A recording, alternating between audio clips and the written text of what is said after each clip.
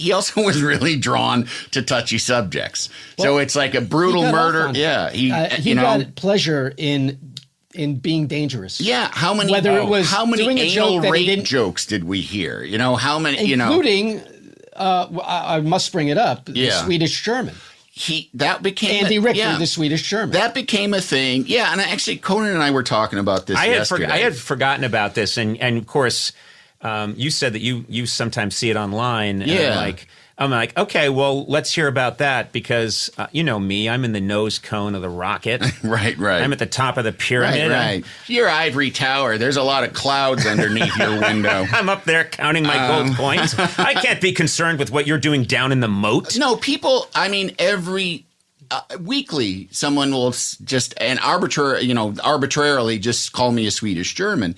And it was explain what that means. I know. Well, I mean, I know they're Norm fans because Norm would do, and Norm was also like kind of a traditionalist. So he did the, talk to the talk show host, but then there's this guy over here, this one. Let's make fun of him. Yeah.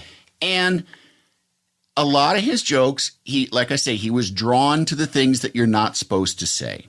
So a lot of his jokes were about being queer, gay porno. Mm-hmm. This fellow over here, he enjoys the gay porno. Mm-hmm. And that became a thing with me. And at one point, he was talking about your ethnicity, you're Irish, I'm Scottish, what are you? And I said, I'm Swedish German. And he, for some reason, was like, really? And I was like, yeah, well, why would I make that up? I'm Scottish. I'm a Scot. You're Irish. Yes. What are you? Swedish German. Swedish German? Are you really? Yeah, really. Why would I lie about that? It's not funny. It's very odd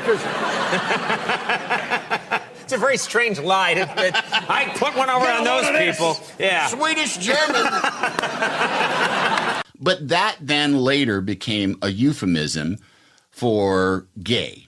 Yeah. The old prospector comes to town and wants a prostitute, but no, there's no prostitutes. There's just Andy Richter, the Swedish German. And I've been in that mine for a hell of a long time, and I'm only flesh and blood. I need a woman. Well, the bartender says, hell, there ain't no women in this town. If you want to do any of that business, all we got is Andy Richter, the Swedish German. It's outrageous because it's Norm. It's outrageous because it's on a talk show. And it's you.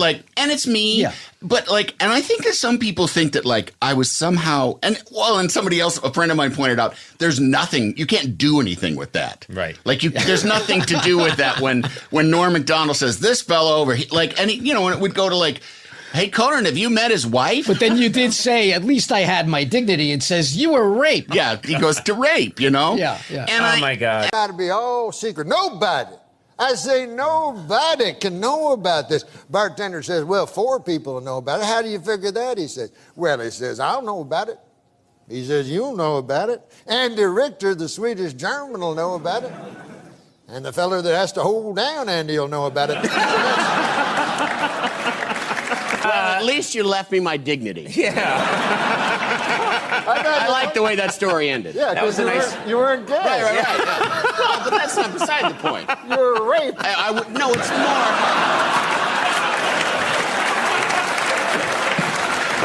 It's more that I wasn't prostituting. And I said, but I never was that crazy about that because I would think, I'm sitting there and we're in a studio and we're laughing about it now. And it is the point of that joke is this fella's a queer. Yeah. And it's a very, very old-fashioned retrograde joke that we just don't do anymore. Right. And some jokes that we don't do anymore, we don't do them anymore because they shouldn't be done. Right. And we shouldn't have been doing them in the first place. So I was always thinking about the gay people that work on the Conan O'Brien show. Yeah. How do I look them in the face after being there and hardy-harring about the punchline being that I'm a gay fella? And and we're thinking about the people in my family who are gay. If they're going to watch that, how are they going to think when the real bottom line, what's funny about that is that I was supposedly a homosexual. And that I was, which to me, I always was it's like saying, this fellow over here, he doesn't want anybody to know it, but he's a secret Jew. his kitchen's full of matzahs. You know, it's like you would go like, what are you talking about? You know, what is that? How is that funny? My kitchen's full. I know, but you're not a secret. But you know what I mean? It made me uncomfortable, not because I was afraid that people would think I was gay, because if I was gay, everybody would know that I was gay. It made me uncomfortable because there were people out there in the audience whom I love and care about, who would be left thinking like, what's so terrible about me that I am a joke, that I'm a punchline, you know, that how I am and who I am is a punchline to a joke. But that was when you're the kind of comic that Norm is, and you are going after any uncomfortable subject, and you're like, oh, let me get in there and you know, roam around and really get my elbows. Right. You know, it's gonna be ugly sometimes. Yeah, and it's gonna be uncomfortable. Yes.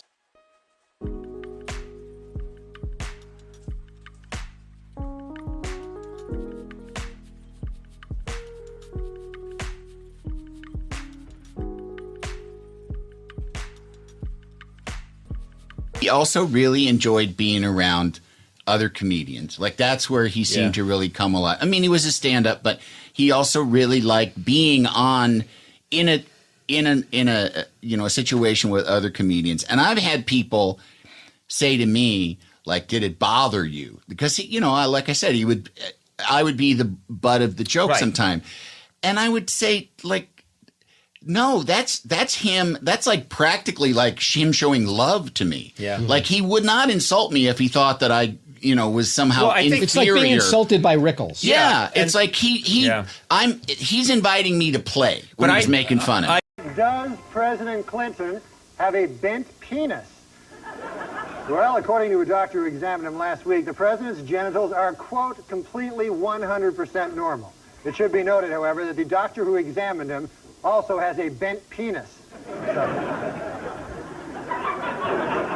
That may color his findings a little.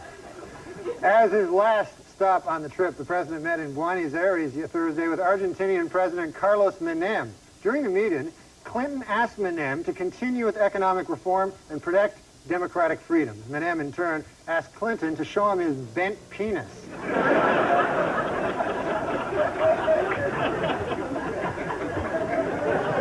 Tomorrow, Chinese President Jiang Zemin begins a week-long visit that could define U.S. relations with China for years to come. President Clinton plans to ask Jiang for several things, including human rights reform, trade expansion, and a Chinese herb said to have the power to straighten a bent penis. This week, an angry President Clinton demanded that Congress stop dragging its feet on something he has long championed, a medical Bill of Rights for U.S. citizens. In all, there are 10 items in the President's Bill of Rights, running from number 1, a rich, satisfying sex life is the foundation of good health, to number 10, a straight penis is not a privilege, it is a right.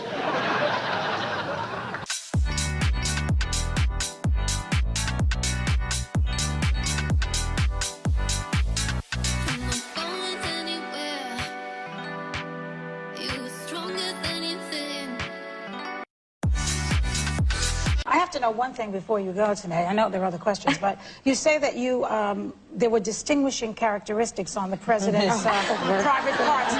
For America, please tell us what that is. Well, we've got to know. Well, it was like that. Oh, God. It was. Return. Okay, that was it. Thank you.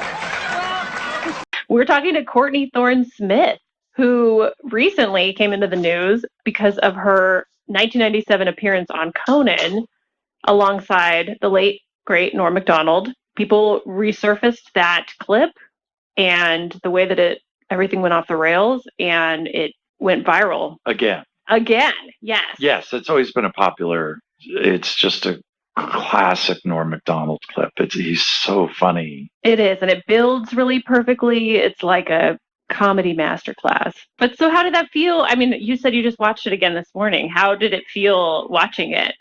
It was so much fun to watch it. I remembered it as being great fun. And I remembered, normally after a talk show appearance, it's kind of like, was it okay? I don't know. It was fine. You know what I mean? But I remember just having so much fun because I'd just been out there laughing. Right. And then people would say, was that okay for you? Was that okay? And I thought, to me, watching it, I thought I just looked like someone who was having a wonderful time. He was making me laugh so hard. Conan were was perfect. Lovely. Yeah. Well, I authentically was having a great time. I mean, so I thought, so interesting that people say, and Conan, of course, is like, are you okay? Are you okay? I was like, did you not see me? I was laughing so hard, I was crying. I couldn't even breathe. I just thought and I watched it afterwards. And also I've seen him over the years. I'll run into him and they'll check him because maybe a show had just went on. But I watched it and I thought, I was there with Andy and Norm and Conan. And I thought, what a heavenly place to sit. Like, if someone said you get to have dinner with those three guys, we'd say, are you kidding? And you would expect to just sit there and laugh. You wouldn't expect to have deep conversations. You wouldn't expect to get a word in edgewise, but it would be delightful to just sit and laugh.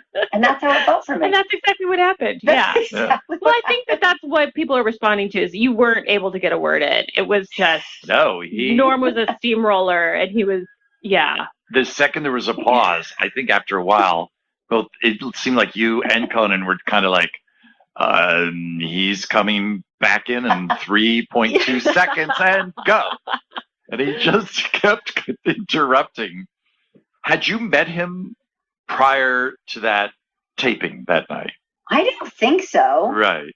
I almost think, in a way, it was like, I almost felt like he was trying to flirt with you on camera is that a crazy thought? Just that he was... I think he was trying to impress you. It was his mating ritual.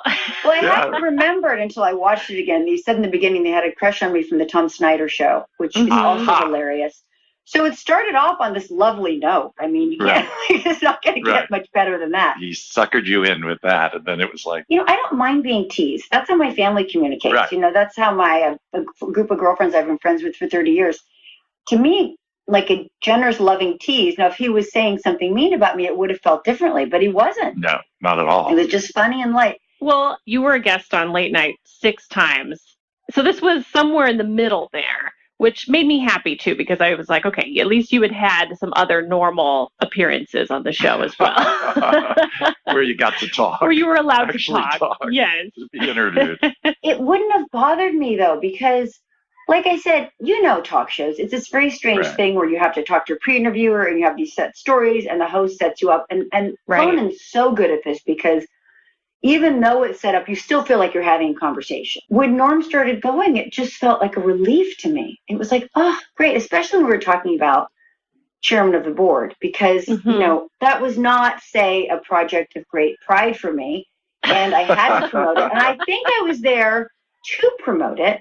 But Conan started with Melrose Place because he probably thought that was more interesting and then went into chairman of the board. And I was so happy when Norm took it and ran with it because I didn't know what to say. Like, it's one of those things, it read as funny. I had high hopes for it. I did it. Right. The experience wasn't great. And I thought, this is not going to be what I'd hoped. Like, you thought, you never know, this could be amazing. I'm sure that happens a lot.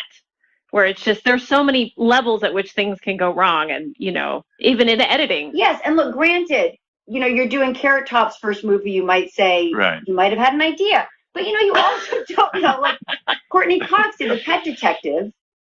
And, that was with a relatively unknown Jim Carrey. And that turned out amazingly. So I thought, you never know. But I should have thought, that probably doesn't happen twice in a row. In the same year.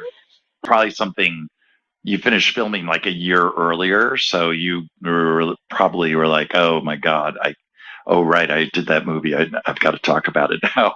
I forgot I did it." Yes, I think I kind of hoped it would kind of fade away, and then they said, "You have this in your contract. You have to go promote it." So I went on Conan, who's a very safe place for me. And like I said, he's my He was my favorite host. I felt the most comfortable there. And it was 1 a.m, so there was no pressure.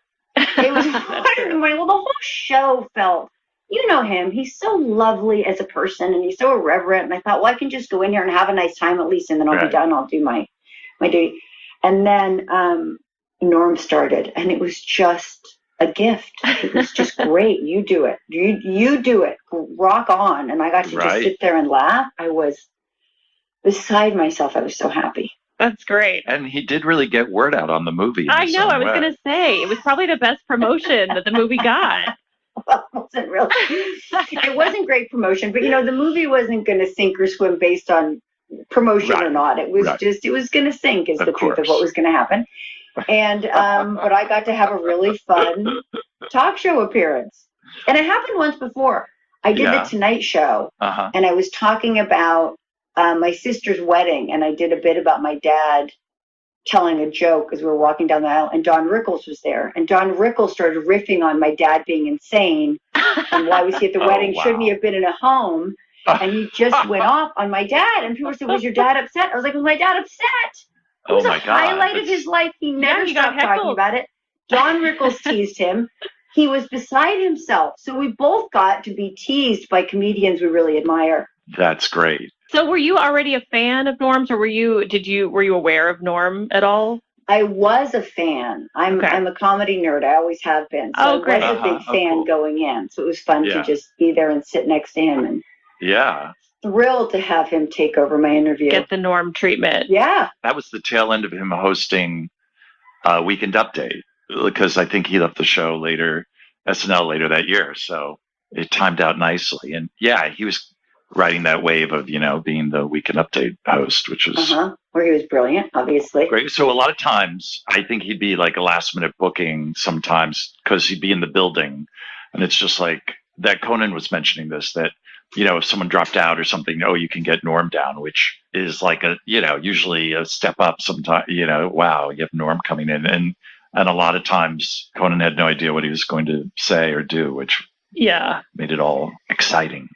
And he could trust him, right? He knew it was going to be funny. He knew it was going to be interesting. Well, also, don't you think, I feel like he works on a different time frame than the rest of us. Yes. Right? Like, that's one of the great things. His timing is so funny. And when you said, in the interview with me and Conan and him, he was like, there'd be a pause, and then there'd be like, he would come in at just the end of the pause. Like, his timing was so extraordinary that you never knew when you were talking to him when the break was going to be, when the punchline was going to be, and you don't care. You just kind of go. And he did, I saw him on Comedians in Cars Getting Coffee. Yeah. Right. I felt the same way. I thought, he's just having a lovely time. He's just in the moment, in his own world, his own time, having a wonderful time. He doesn't seem nervous. He doesn't seem like he has to perform. Right. Yeah. That's a really good point. He'd take over and change the timing of whatever was going on, and kind of turn it in, you're right, to Norm time. Yes. And you were literally kind of had to just be in his thrall and go along for the ride. And he would always just, stick the landing. It was always great. Because he was so interesting. Like, it wasn't, I didn't feel like I was fighting for stage time. It was like he was talking and everything stopped, and we all just stopped and looked at him until he was done, because it was the most interesting thing in the room. Yeah. Right? Luckily I didn't think, he's taking my time, I need to compete. It didn't even occur to me. I just thought, oh my God, Norm MacDonald is talking. Right. This is amazing. And I don't remember any other example on late night where he would just kind of take over like that during someone else's interview. It was just... Yeah, I wonder if he felt bad after that. Yeah. I don't think so. I think but like as I was saying, when they saw the shot, it had all of us in it. Andy, Norm, me, and Conan. So it was like we're all there together, almost like we were a panel, and we were all there together. Well, and you can really see that Conan doesn't know what's coming. I mean, and I know Conan loves that too, when things get derailed, and he's like, all right, we're throwing the note cards out, and now we're just following this new thread. But yeah, you can really see it, the joy that he's like, what's about to come out, and how am I going to react to that? Well, and I think the reason that Chairman of the Board final joke is so memorable is because Conan teased it up. Like, he goes, what's the name of the movie? And you're like, Chairman of the Board. And then he just turns to him and goes, do something with that, you freak. Like, what's the movie going to be called? Really? I know what it's going to be called. Yeah, what's that? If it's got Carrot Top in it, you know what a good name for it would be? What's that, Norm? Box Office Poison. She's in it. What about my career? Courtney Thorne Smith, the girl sitting to your left is in the movie. I'm going to go see it for closure. There's this movie coming out. Yes. Title undetermined at this point. Chairman of the board. Oh, all right. Do something with that, you freak. I bet the board is spelled B-O-R-E-D.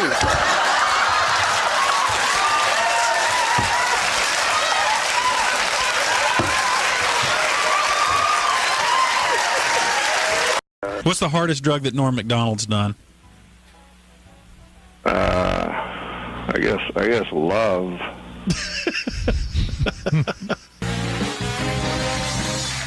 Where did you go? I had to go powder my nose. Oh, man. I've never seen a guest do that before. I had to go. You ran away during the commercial break. I ran away, I freshened up, I powdered my nose. Freshened up? And then I took a piss in the sink. All right. Why? Why do I ask? It's my fault. You go to, you start doing comedy, and, you know, what is interesting to me is we hear about this. Cocaine is not working. I'm from the time, let me tell you something, Jay. I'm from the time, I remember when pot was something you cooked your eggs in.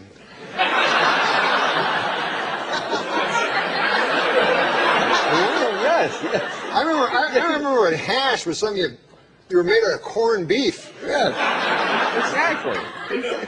I remember when acid was something you threw in a guy's face when he made a pass of your wife. Right. Exactly. Where are those days? Yeah. I remember. Yeah, exactly. I remember ecstasy when it was just the feeling you had when you threw that vial of acid in the guy's face. Yeah. So wouldn't you love to ask Dole, like, when he was doing the commercial for what they now call erectile dysfunction? Yeah. And I mean, how do you feel when you sit down and do that kind of a commercial? I mean, it's got to be a little embarrassing, you know. I don't feel that an old man should have erectile function. No, just thinking, you know, because they have that Viagra thing out. Yeah. And the other day, you know, Bob Dole came right out and said he was one of the first. Yeah. And, you don't want to hear about Bob Dole's cock, you know?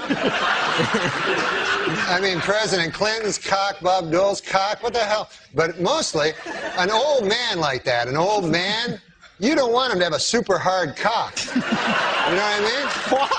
Why? Because an old man, you want him to be, got a pipe going, a newspaper, the dog at his feet there. Well, that, in some corners, is considered pipe. Oh. But now they're going to have to create some goddamn pill that makes women aroused at the sight of a fucking 70-year-old dude with a super hard cock. You know what I'm saying? It's crazy. This Viagra. It's insane. And you know what it's for? Impotent people. All right, yeah. It's for impotent guys. So get this. I read this. The pill can make your cock hard for 4 hours. Right. So now, who has the 4-hour hard cock? The impotent guy. The rest of us are fucked. Me and you got our regular cocks. Meanwhile, fucking Spade is, you know. Refer to Spade. Oh, man. I didn't see it. I didn't see it coming. Dude, I know you didn't. He brought it all around and then a vicious rip kick into his best friend's gut. Once there's too much cock talk, I try to just zone out for a minute till it goes back the other way. If there's too much cock talk, this guy has fevered nightmares all night. Dreams, I mean, like sweaty, fevered dreams from the cock talk that's been all over his head. Why bury me twice? He's killing me. No, he's a good man. That erased it. All right. No, he's a good man. Who cares? After all that, that's the whiteout he puts on. Yeah, I know, it's awesome. After he talks about you doing chin-ups on cock for 18 minutes. He goes, no, he's a good guy.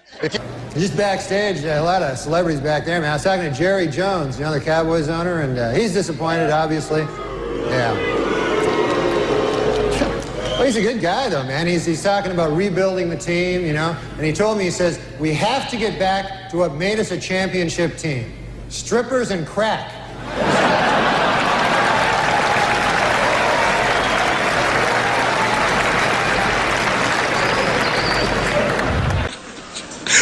And of course, it was very inspiring to see President Clinton up here on crutches making a speech. I mean, I thought that was just amazing, you know. I mean, it's been difficult for the president. You know, he can't jog now, and he needs help getting around, and he still occasionally suffers great pain, you know. On the upside, you got your medical marijuana, so that's, you know.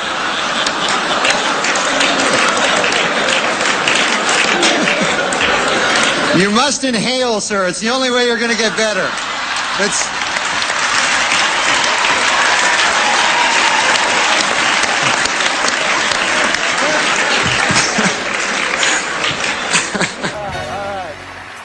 I want to apologize for running out earlier. I don't know if anybody saw that. But, you know, these things happen in live TV, and it reminds me actually of a maxim that Christopher Plummer told me many years ago. He said, before a live awards ceremony, do not eat a fistful of LSD.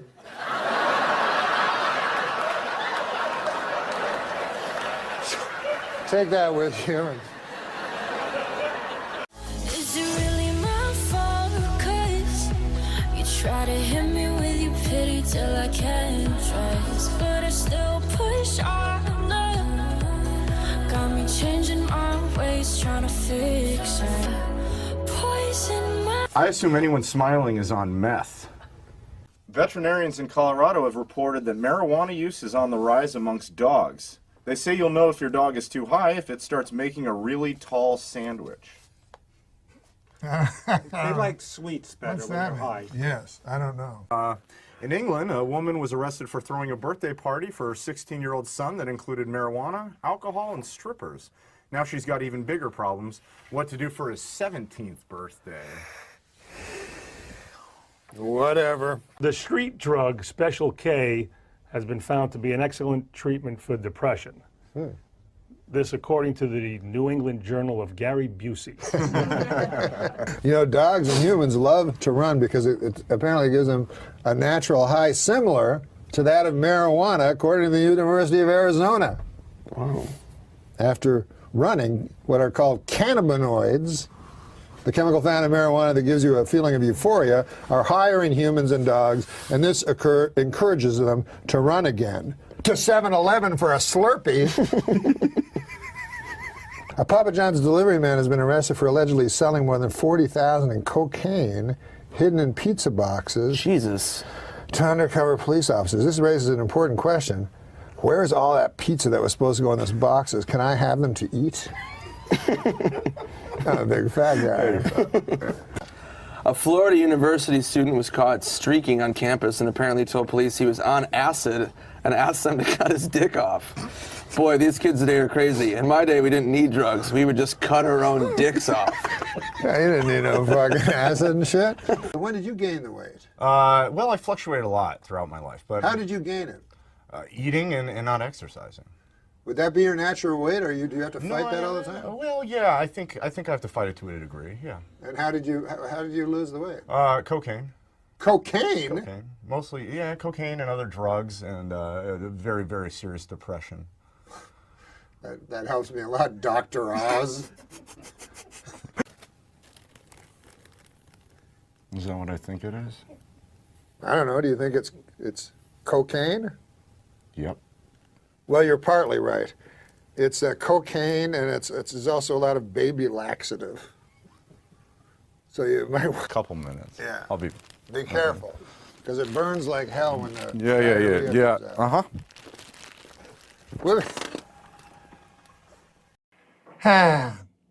My other friend was mentally retarded. Now, I know you're not supposed to say that anymore, but that's what we said then, you know, and I understand that term. You know, it means that you're arrested. Your mental capacity has been retarded or arrested. So, anyways, I'll say Down syndrome. I don't care. I didn't say it for a long time on account of I thought people would think I was a doctor, and I'd have to hit their knee with a hammer or something. I don't know. But anyways, I love my best friend had Down syndrome, you know? I love people with Down syndrome. I wish I had Down syndrome. And I'll tell you why, because they're happy. You know what I mean? They're happy. What's wrong with that? Man, I wish I was happy, you know? I was happy when I was with my friend. I'll tell you that. I would love to have a friend right now. Because how often are you happy? You ever be happy? It happens once in a while, you know? With me, it's usually when I wake up. You know, I wake up, I go, goddamn. I'm glad I bought that Tempur-Pedic pillar. That was the best purchase I ever made. But then the light comes under the door and bathes over you, and then your life comes in and gets all over you like a cobweb. You're like, God damn, huh? That's not fun. But you ever go into the mirror and look at yourself? I'm not talking about physically, but just eye to eye. You know, and then you go, oh, good God, what's become of me? I'm gonna go back to bed and cover myself up. Oh, that's when I would like to have a mentally retarded friend next to me, a guy with Down syndrome, to go, I like bananas. I go, God damn, I never looked at it that way. I like bananas too. You go, they're yellow. I go, God damn, you're right, they are yellow. Ha! What say you and me go buy a yellow banana? See, people get mad at me, and yet, you know, they pity them. I envy people with Down syndrome, you know? And they pity them. Now, who's the bad person in that scenario? I tell you right now, man, if there was some sort of injection where I could be Down syndrome, I'd take it because I'd love to be happy all the time, you know? And some people go, oh, they're mentally retarded people aren't always happy. I go, well, I never seen, you know, like you ever see a cynical Down syndrome guy, you know? You ever see a guy go, fuck bananas, they're yellow, I don't care. Who cares? I never seen it. But happiness, the thing we strive the most, people pity these people that have it, you know? Like they'll look over a group of people with Down syndrome and go, oh, man, look. Breaks my heart when I see them. You know why? They're happy, right? It's on account of they don't understand life's horrors. Makes me sad. Makes me shake my head, sadly, like this year. And you know the saddest part of all? There's no cure. They'll probably die happy.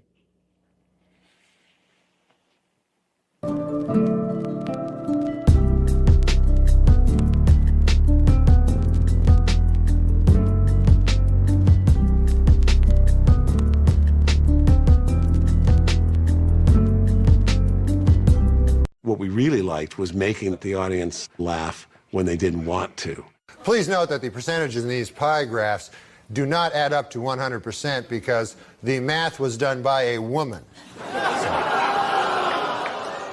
And then the audience semi-laughs and semi-boos, and then Norm goes. For those of you hissing at that joke, it should be noted that that joke was written by a woman. So now you don't know what the hell to do, do you? Uh-huh. And then they laugh at that, and then he goes, no, I'm just kidding. We don't hire women. I want to give a quick shout out to two people who, in my opinion, are the unsung heroes of the Norm MacDonald story. Two people that meant a lot to Norm and were really there for him in pivotal moments. You know, one is Jim Downey, who, you know, for my money, the best, pound for pound, the best comedy mind that I've ever encountered. Head writer at Saturday Night Live for many years, wrote for David Letterman, just an absolutely brilliant man. I worked for him at Saturday Night Live, and he was the one that really worked with Norm on Update, and for that just incredibly classic period of Weekend Update at Saturday Night Live. So a shout out to Jim Downey, and I'm thinking about him because Norm so loved him and admired him. we want it to be like a punk segment, sort of like what The Clash was doing in the 70s, where it was just very bare bones and no cuteness. So it wasn't a studio crowd-pleasing effect. It was never aimed at the studio audience, you know. It was always aimed just directly at me. I just what I knew was funny. Don didn't want Norm doing Update anymore. You know, I want it to stop raining, you know. I mean, I didn't take it as any more than that. They pretended to believe that it was going to be an enormously popular decision for which the public would thank them. And in fact, the unanimity of the TV critics was something to see. I remember Time magazine had a thing about it and even printed up a little postcard to send to NBC to dump on them. The smartest cat I ever knew at SNL, and a much revered figure there, is joining us for another segment. This is my former producer, longtime writer and contributor, Jim Downey. Jim, I had Norm on the show yesterday. I always thought Norm, from the first second I saw him, was just a flat-out misanthropic genius. I always gave him a wide berth as far as time schedules and that, because I just said, well, I'm going to grab Amadeus and tell him he has to be here to do busy work. You know what I mean? That isn't going to happen.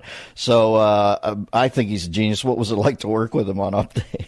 Well, he is a genius and the most fearless performer. I mean, he likes people to laugh at his stuff. He he enjoys that, but it's sort of one of like, half a dozen important aspects of what he does. Mm-hmm. So that if he really loves a joke or a bit, he will happily go out there and do it, whatever the response is. And there was if you want to hear a story, I love me a Norm story. One time we were in the office doing Update stuff, and there'd been a news item about there was going to be a newspaper for the homeless, and so we were thinking about doing some of that. So we started improvising. It was more of a scene, not something we could do on the segment, but it was like a tough kind of Perry White kind of editor going like, "You, Miller, I want 500 words on going to the bathroom in your pants.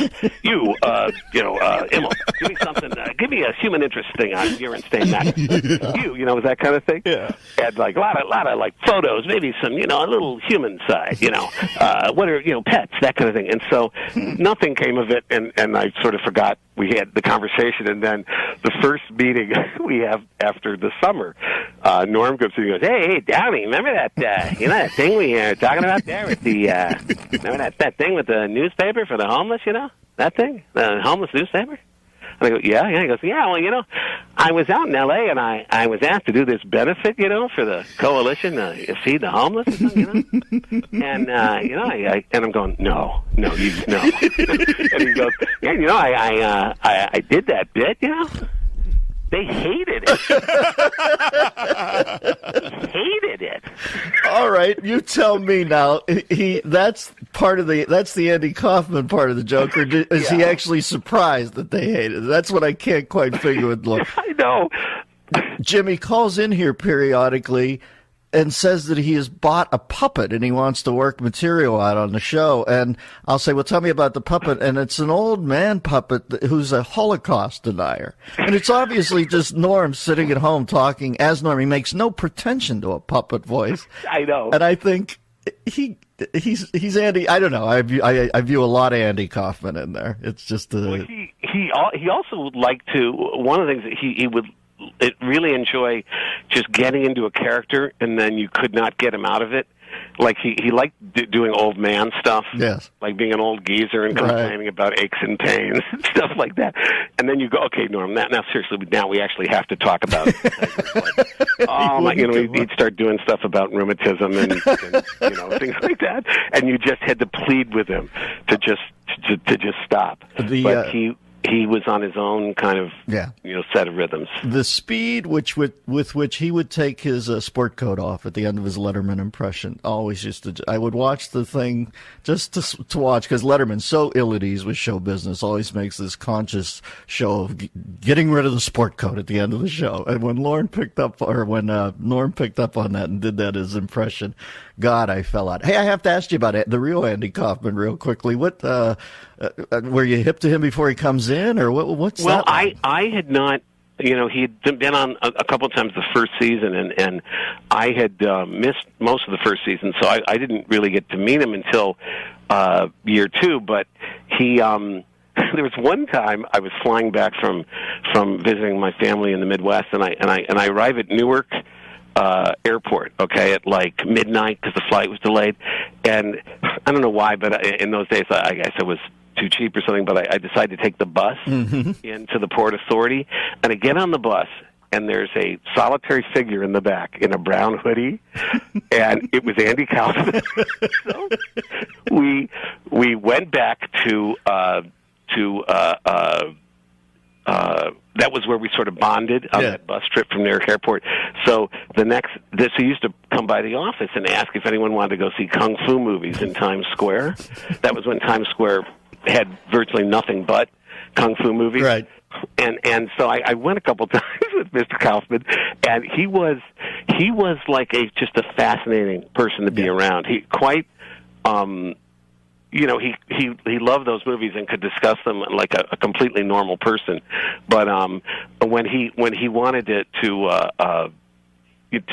get into his thing, he was as unshakable as Norm, Yeah. Folks, I know that SNL over the last 35 years has become the cultural place where young people hang their hat. And if it does you any good in a world where people seem to get misappropriated power or misappropriated wealth, to know that the finest man I ever met there was right at the center of it for over 3 decades should do all our hearts well. Jimbo, I love you. Love you right back. All right. We'll talk at you down the road. That is the great Jim.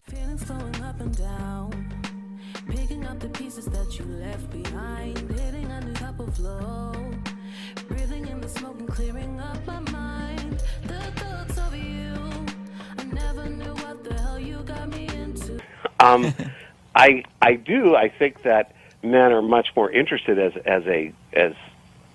generally speaking, in comedy, and it's the norm is more guys trying to make girls laugh than the reverse, right? So I mean, I think that's why men tend to predominate in comedy. But there's always plenty of openings for. Who is a great woman writer? Name 5 great women writers on Saturday Night Live. I would say right now we have Paula Pell, who's great. We have. Hey, you want to take a call from Joel? Wait a minute, in Kansas you're City? No, I don't want to embarrass you. You're having trouble getting past 1. Norm, you cut me off when I was naming my favorite women writers. I didn't get to say Emily Spivey, who's there right now, who's a genius. You're just naming people that are Pam on this. Norris. Huh? No, Pam Norris was a writer like 20 years ago. Okay, keep going. That's 3. Okay, go. Rosie Schuster. Yeah. I'm just That's 4. Tina Fey is a great writer, but I think of her now as a performer. But she's a very good writer. Well, that's 5. That's you did 5. it, Jim. You did it. You did it. Oh, I could go on and on. Okay, go ahead. All right, let's do 10 then. Let's because then I'm just going to piss off people I don't name. All right, Jim. We'll take a break and we'll let you collect your thoughts. Who is the funniest guy ever on Saturday Night Live? Man, I prefer to say that there's like a group of like 10 people who it's hard to find because it's. Is it Paula Pell or? Well, she's not a performer on the show, but no, but I mean just in the room. No. You mean the fun? Well, I always thought that Norm, you were one of the funniest people I've ever met in my life. Certainly. No, I can't think of. Like Bill Murray? Someone like David Spade is hilarious. He's unbelievably funny, but I meant, he's probably the funniest guy in real life. But I'm saying as a sketch performer. As a sketch performer, I mean the list would, and I don't know how to pick from among it, but it would have to include Aykroyd, Bill Murray, Eddie Murphy, Dana Carvey. Will Ferrell. I think. So you didn't like Belushi then? Well, I don't know that. I wouldn't put John at the first tier. That's all I'm saying. I'd put him like second team. Because just like because otherwise this first team's going to have way too many guys, and they won't get playing time, and they'll be unhappy. That's interesting. You didn't mention a woman. Oh, I thought you said the funniest guys. I was going to say the women next. I said the funniest performers. Okay, well, see, I hate women. You got it out of me. Still, I think that also I'd say the women we have now. I mean, I don't know how you'd pick among Maya Rudolph and Amy Poehler and Kristen Wiig. I mean, I think you'd choose Gilda Radner, wouldn't you? Well, I love Gilda Radner, and I think she was really funny. again, okay, she's on the first team. She made the first team. Sweet, Jim. But and then I better think of the ones I knew. Well, Jan Hooks was great. You know. Yeah. Okay, we know you like girls.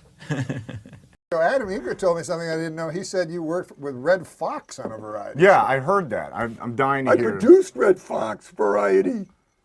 You told me he just worked on it. Worked on it? Well, that's. I mean, according to your What do you Wikipedia think I was, page, a stagehand, you douchebag? Worked on it. Did you do your notes? No, I want got you all my back on information drugs. from I'm Wikipedia. serious. I want you back on stuff so you know. Close. I'm going to do a shot I'm next sorry. break. No, No, it's I'm true. just teasing No. you. I'm Adam Egat. I work at the world famous Comedy Store. I'm the manager over there. Before that, I was a manager at the Tempe Improv, and I don't know what I'm doing, I'll be honest, and I'm not an actor, I'm not a comedian, but I'm just going to try my best, and I'm going to do the best I can, and I hope the people watching at home will give me a chance to I don't know, just give me a chance. So how do the other comics feel? Like you're at the Comedy Store, you're running the Comedy Store. Exactly. And they're all there working on their comedy, hoping to maybe someday break into television. They're not happy. Yeah. Like a lot of them are in my ear. They're Yeah. like, you know what you should do? You should get me in there. You clearly don't know what the fuck you're doing. Yeah. You're not happy about Adam's it. very nervous about the whole I'm a venture. wreck. I'm a fucking wreck. No, I think it's hilarious. It's He may start drinking No problem. I probably will start drinking. I just think that maybe a lot of people at the office might be pissed about this whole thing. You would not be wrong. Yeah. You know, one of my followers on my Twitter, Pikesville Al, you know Pikesville Al? No. He's the guy that doesn't like you. Oh, yeah, you told me Does he about live in that guy. Pikesville, Maryland? Yes. Oh. Yeah, this is the thing about Larry King. He knows every. I know everything. Absolutely. Everything you From the don't show. need to know. That's a broadcast. So who's a sponsor? Everybody have a sponsor? Pikesville, Nick, or who's? Pikesville Al does not like him. Many people don't. I did this video podcast they wanted me to do, and I said I should get a sidekick, like just pretend it's a talk show. Yeah. And but I didn't want, I wanted somebody. I wanted to make the host sidekick relationship just way magnified, to what it was with Carson and Ed McMahon. So just a guy I could pile onto, and I didn't want any blowback, so I didn't want to get a comic that would, joke back at me. Right. So I did the podcast with them, and it turned out to be perfect. But it was in a kind of a self-fulfilling thing. Like in the second episode we did a little comedy bit where I said, we got some letters from people, comments, and they're pretty good for the most part. And then I read them, and it'd be like, this guy says, because the first show was me and Super Dave. This guy says, it was great to see Norm and Super Dave, two comic heavyweights, sparring together. Lose the douchebag. And so that. I loved this podcast. It was great to see Norm MacDonald back, and Super Dave was the perfect choice as first guest. Lose the douchebag. He's talking about me. Well, we don't know if he's talking about you. He's clearly talking about me. He is talking about you. This is just one person's opinion, but I have hundreds of other people. All right, yeah, you're right. It's one guy, he's entitled to his opinion, and that's fine, whatever. And mostly they like the show. Well, good. Well, let's hear another one then. All right. Let's hear another one. What's the deal with that fucking douchebag? Well, that was about you. Second one was like, I love the show, everybody was great, but lose cunt face. I did this as a favor to Norm. I'm not an actor and I'm not a comedian. This guy says your face looks like a cunt. I can't even change that. It's not the first time I've heard that, but I mean. And so, anyways, it became self-fulfilling, and then everybody started actually doing it. And so I kind of felt sorry for Adam. He's like, oh, every week I read these messages, and they're just all, now my nickname is Cunt Face, like on the message boards. And he's just this sweet guy. He's like the most sincere guy in the world. No, yeah, he's very, very earnest and sweet. Thoroughly enjoyed it from top to bottom. Great. Blinky91 says. A sparkling exchange between veteran funny man Norm MacDonald and comedy legend Super Dave Osborne. One minor problem. The set. Oh. It's just too distracting. Why are there so many clocks? We're not tuning in to see what time it is in Hong Kong. We're tuning in to listen to comedians doing comedy. Plus some douchebag, I don't know who he was, but I like to punch him right in the fucking face.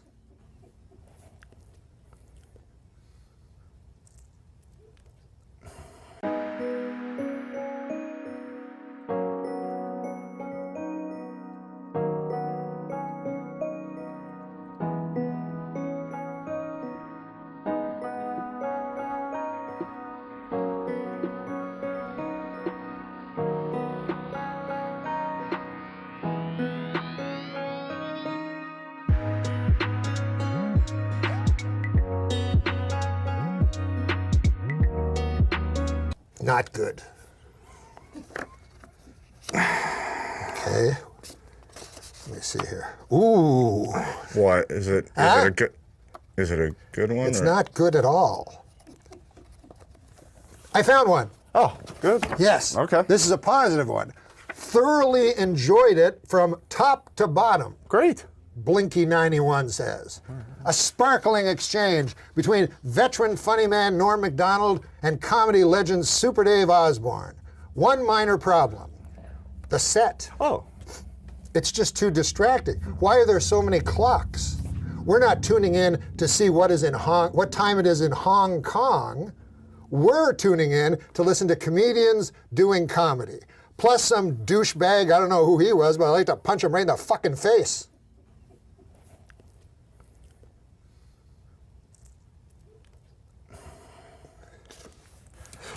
Okay. I mean, we don't need to know what the people think. Well, no, I mean, it's hard, Norm. It's hard. I'm not used, I'm not. I saw Matlock. Only you would refer to Andy Griffith as Matlock. Well, I don't want to get too arcane. Yeah, his real name's Andy Griffith, but now he calls himself Ben Matlock. Where'd you bump into him at? He was at the airport at the LAX. You're kidding me. Now that would be a thrill for me. Oh man, it was incredible because I grew up watching the Andy Griffith show, and then later when he changed his name to Ben Matlock. Yeah. So, Norman, what do you got planned today? What are you going to do? Well, I was going to tell you my Matlock story, but no, go ahead. Sorry, I've got time. Go ahead, recount. I thought you had to go. Go ahead. No, I remember I was telling you about how I met Andy Griffith. Yes. So he's reading this big book, Oh, right, so that's it. I say I'll sidle up beside him and pretend to read a big book myself, and then we'll get in a discussion, right? Because I didn't want to just bug him, That's how you meet people. And I was hoping maybe he'd, by some crazy chance, maybe recognize me or something. So I stand beside him, and he's reading and everything like that, and I'm talking to him and everything. Anyways, turns out the guy's not Andy Griffith. Just an old man. So now I'm just talking to an old man who clearly is always mistaken for Andy Griffith, but uses it, because I'm like 2 minutes, 3 minutes, and who would talk to an 85-year-old man? So this guy's just milking it, Oh, Norman, I love you. I'll talk at you down the road. The Dennis Miller Show. You're in the middle of your big promotional tour for Sports Show. Yeah. I was on Letterman. Who's better than Letterman, right? Nobody. And no, I didn't mean I know. that. I agree with you. Nobody. No, they think I'm making a joke, but no, of course we love. We grew up on That's Letterman. why we want to do this. Yeah, stuff, exactly. Right? Yeah. I don't want to do it, but well, it's why we've agreed to do it. Yeah, but what's awesome is you get to meet guys, right? So I was on Letterman. I met Willie Nelson, is my one of my heroes because I love country western music, and my buddy Billy Joe Shaver is buddies with Willie. So when I was at Letterman last week, I was like, I gotta go talk to Willie, Yeah. So then the guy that's the segment producer is like, hey, Nora Jones is with him, I don't know who that is. But they, how they get old legends to sing with some young person? Yeah. So I go, okay, whatever. So he goes, yeah, but she'll be there. Don't forget to say anything. I go, all right, don't worry. So I go down, and there's Willie Nelson. I'm like, oh my God, we're telling all these stories and everything. And then there's a lady standing beside him, So then he hits me like this, I go, ah? And then I remember, I go, Nora Ephron. Oh. And I go, Nora Jones. I said Nora Jones after, but I said Nora Ephron because here's the thing.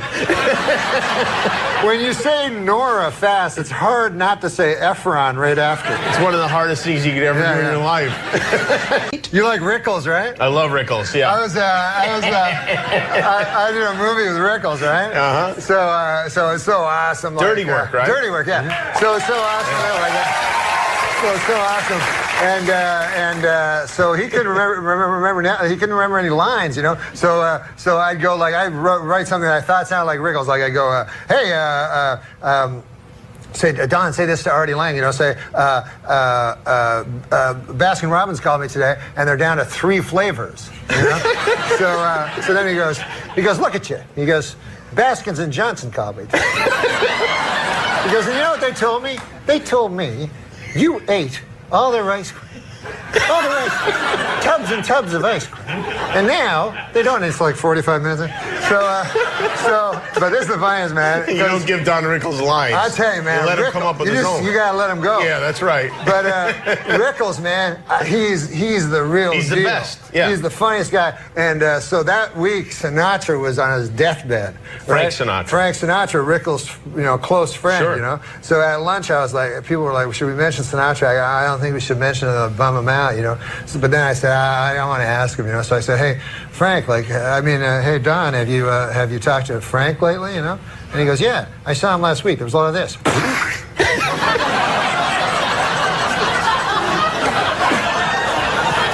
Guy died 4 days later. And then I said, oh. And he goes, yeah. He goes, it's a lot of me with my head 2 inches from Frank's face going, I'm not Barbara.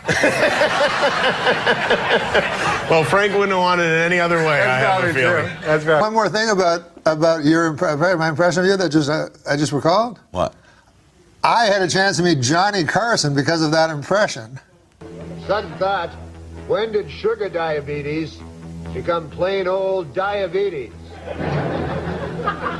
How so? Because Johnny Carson phoned me and he said he loves Larry King and every day he reads the News and Views, which was the impression I did was your News and Views in USA Today. So I had a chance to meet Johnny Carson, which I didn't take. Why? He would tell me stories, he could tell me stories about everybody, that existed ever in life in show business. And then I'd have to go, did you ever meet Chris Kattan? I wouldn't have anything to give back. But he wanted to meet Norm. You missed it. I should have done it. You're weird, Norm. I met guys though. I did an impression of you on Saturday Night Live. Your King's Things, bulletin points, and so I did a parody of that on SNL, and I only had to slightly magnify it. This is News and Views. Here's my 2 cents, gang. If you only see one film the rest of your life, it should be Mickey Blue Eyes. I get a call from Johnny Carson, and he wants to meet with me at his office. So I go to his office, it's just me and him. And he pulls out a whole bunch of USA Today's clips, of your column. And he starts reading them. He goes, here, you take some, I'll take some, we'll read them. Just in the office? Yeah, just me and him in the office, both of us doing Larry King impressions. You do a lot of work for charity, Norman, in the sense that you'll go on TV shows for charity. You did, didn't you do Celebrity Millionaire or something like that? Yeah. And how did you do on that? Did you win money? Yeah. You did. I did. The celebrity, the charities did. You're not the celebrity? The charities did. But you were the celebrity on Millionaire. Yeah, do you remember leukemia? Yeah. My money that pushed it over doesn't exist anymore. You got rid of it. I got rid of it. No, you went on Millionaire with Regis, right? Yeah. And Regis asked you questions. Yeah. And then you answered up to, do I have this right? $500,000 worth of questions. Yeah. Wow. Yeah, he won $500,000. Brainiac. Good for you. Yeah. I mean, you're pretty smart. $500,000 to get up to. That's pretty good. Norm's a smart motherfucker. But I'm not anywhere close to Brainiac. Well, Brainiac, of course, was invented on Krypton. He's a supercomputer. But yeah. I don't say literally. You're I was saying, you're comparing me. That's high praise. Because Brainiac, you could tell even from his head how smart he was. And he had tubes coming out of his head. I know, man. Norm picked Paul Newman's charity because Norm wanted to meet Paul Newman. Yeah. Is that true? Yeah. So you gave to his salad dressing empire kind and of thing? also it is a great The hole in cause. the wall. The hole in the kids wall or game. How long ago was this? A couple of years ago? Yeah. So Paul Newman was 26 years ago. So did Paul Newman call you personally and say to you, "Hey"? No, he wrote a letter. Did he? Yeah. Look at you, $500,000 contribution. Yeah, and I could have gone to meet him, but then I was too afraid. What do you mean you were afraid? Well, you know, and like it seems like a good idea, but then when it comes down to it, it's just you and Paul Newman. Yeah, you don't know what in to a say. room. Yeah, and then you got no stories. Like, what am I going to say? Hey, man, one time Will Ferrell was. Rob Schneider and Football Williams. I'm sure Rob you'd love Schneider. him. You know him at all? Do you know anyone that I'm talking about? Do you know any entertainers I know? That was a great story about you and Redford. Yeah. Listen, me and Artie Lang. In other words. So that was Robert Shaw, huh? Hey, fucking Bud Friedman's backstage with me. This guy's a character. What you're saying is Paul Newman wrote you a letter and said, "Why don't you come out to my Paul Newman ranch? And hang out with me." Yeah. So but I can plus, get to know I you. kind of got the assumption that it would not be just me and Paul Newman. I suddenly had a fucking vision that it might be me, Paul Newman, and very sick children. Oh, God. So then it didn't become as appealing. Well, you know what? Gary actually went to Paul Newman's house. Papa Booey went to Paul did? Newman's. Yes. He was there for some charity event. Oh, not to I think harass him. it was a political thing. A political thing. And Gary was in the barn. Paul Newman has a barn on his property. Yeah. And if he wants to meet with you, he meets with you in the barn where he has all his memorabilia from his, well, now he's dead, but he had all his memorabilia in the barn. Gary, go to the barn. You walk around and it's almost like a Paul Newman museum. You see pictures, you see trophies, you see Academy Award, whatever. And then Paul Newman appears at the barn, and he speaks with you, and then he leaves. And that would have been it. I'm sure he wouldn't have. Oh, that would have been it. Oh, that's his shtick he does. It's I his think it's a meet and shtick. greet. It's It's a meet like and greet. it's like Artie backstage at an Indian casino. I was going to be Martin Short's friend for a while. We were in negotiations. Yeah, how'd that break down? I don't know. I met him. He was fucking funny, and he made me laugh, and he was laughing at me and shit. So I said, "Hey, we should be friends and stuff." And he said, "Yeah, well, let's be friends." You go to a cottage, and I was like, "Ah, fuck! I'd have to go to a cottage, you know." And then so it never caught on because the cottage was in my head and shit. What do you but mean still, the I would cottage? like, that guy would be cool to I fucking know. hang out But with. what do you mean that would be a good But friend for then you? going to a cottage, you understand? I don't want to go to a cottage. Yeah. Well, that's the problem All of with a you. sudden, you're going on a cottage on a plane. But that's You the go, problem. Maybe I Norm, shouldn't have done this. Norm, What? that's the problem What's with that? you. So if someone suggests something right away, it's not Too guarded. I know what you're it's saying. not too. It's not cool enough for you. Where would They're you not go cool with Martin enough. Short? I think Martin Short says, "Let's go to a cottage No, I'm and not hang saying out." that. I'm Yeah. saying I think you're right when I said I'm too guarded. Like I'm not you don't willing wanna to do things. You don't want to be trapped in a cottage with Martin Short. The idea, I love the that idea part. of being friends with Martin Short is fun. The idea of being in a cottage with Martin Short and then having the pressure to talk and to interact with one another. Yeah. I understand. I'm the Yeah. same way. Yeah. It wouldn't work out for you, Yeah. and it wouldn't work out for me either. But you go on that vacation. But maybe in with, another lifetime. Yeah. When it comes to my sports. Who's your favorite? My favorite sportscaster of all time? Yep. It would be a tie. It would be a tie between Marv Albert and Howard Cosell. You did Harry Carey impersonation. Did you do Cosell?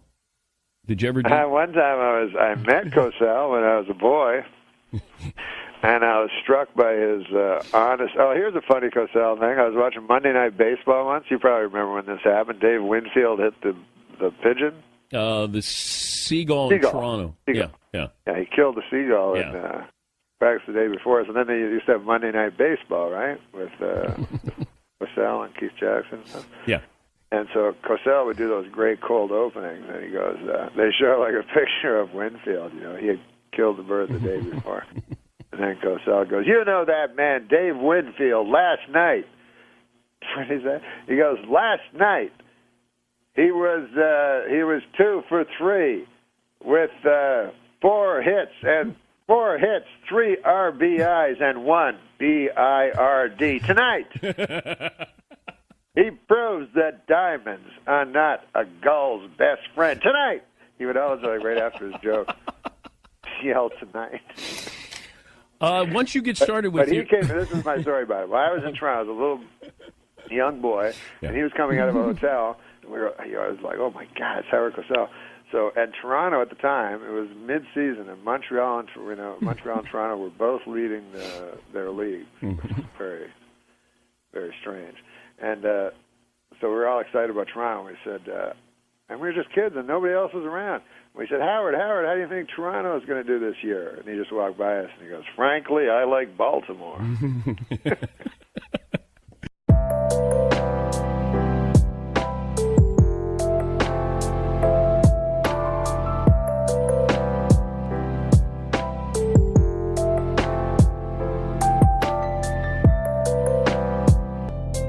Hey, Dan, I heard you old boys talking about Bob Dylan. Yeah.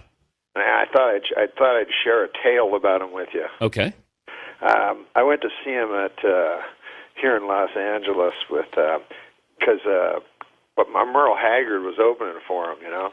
Okay. And I'm just an old chunk of coal, and I like Merle, so I was there for Merle, but I stayed for Bob Dylan, and he was kind of a. It was like you were saying, you couldn't understand what songs he was singing. And but anyways, halfway through the concert, all of a sudden, because he doesn't talk to the audience or something, all of a sudden he started talking to the audience. And he said, Ringo, Ringo, Ringo, Ringo, Ringo, about 45 times. So everyone was sort of in shock, and finally a light went into the audience, and it was Ringo Starr was sitting there with some lady, and then he's all uncomfortable. He's like, Ringo! So he said it about 12 more times. Did you meet him? Bob Dylan? Yeah. Yeah, I met him. What happened was, I was going to finish my Ringo story. Oh, I'm sorry, Norm. I'm sorry. Ringo! Ringo! So anyways, he said, Ringo, like a whole bunch of times, and then he said,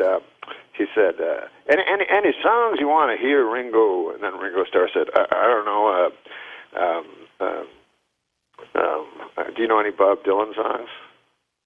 Do I? For this story? Yeah. Yeah, so name one. Tangled Up in Blue. Yeah, so he said, Ringo goes, well, how about Tangled Up in Blue? He goes, I already did that one.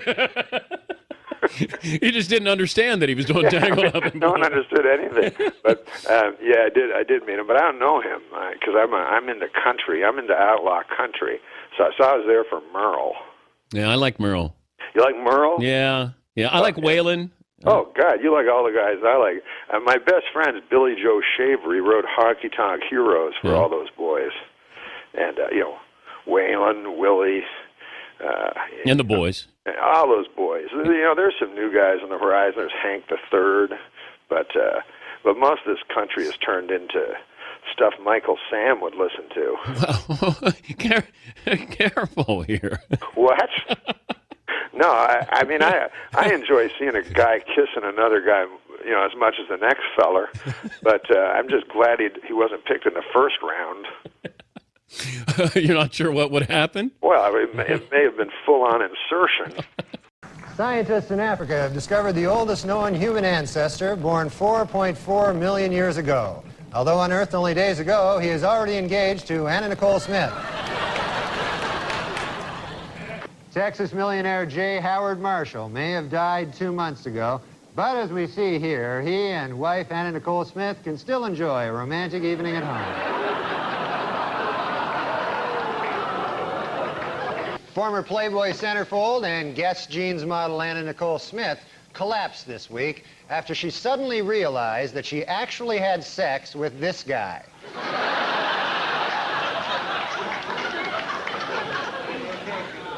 And finally, in entertainment news, ex-Playboy centerfold Anna Nicole Smith has filed for bankruptcy. And saddest of all, she slept with this guy for nothing.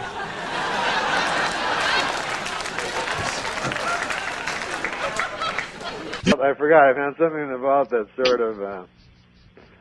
sort of topical because it was just Halloween and my pumpkin is sitting out on the stoop. Yes.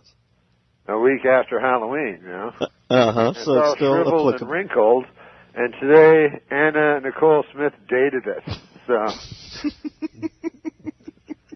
but Anna Nicole Smith. Smith. She's a great gal. Yes. But she does like the older fellas. Uh-huh. And, you know, Anna, where there's a will, there's a wake. I don't know. This seems now that one seems tasteless. Who do you think is attractive? I like Anna Nicole Smith. Oh, stop come on. it. You're full. You don't like her? Come on. You don't like Anna Nicole Smith? Come on, she's gotten heavy. He's putting me on. No, I'm not. I saw a picture of her recently where she was really, really fat, where she didn't look good. Right, but you're talking about years ago when she was thin. Oh, okay. Not that long ago. Yeah, a couple of years ago. So you like big breasts? Yeah, I like big breasts. Does your wife have big breasts? She has normal size breasts. What, C cups? I don't know. I hear you talking about those. I don't follow those. You're in bad shape. Do you like Sally Struthers too? Oh, I did. You Yeah. did, right? Yeah, that's your type. Oh my like God, blonde I and love buxom. Sally Struthers. Not anymore though. What? Well, What? you don't like her anymore. No, I don't like her with the flies around her. It's kind of a turn off.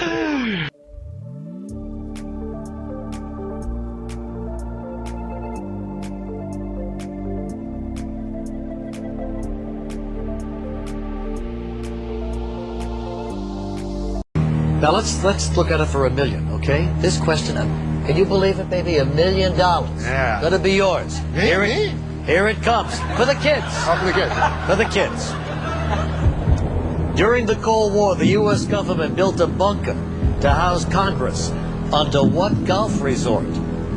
The Breakers, the Greenbrier, Pinehurst, the Broadmoor.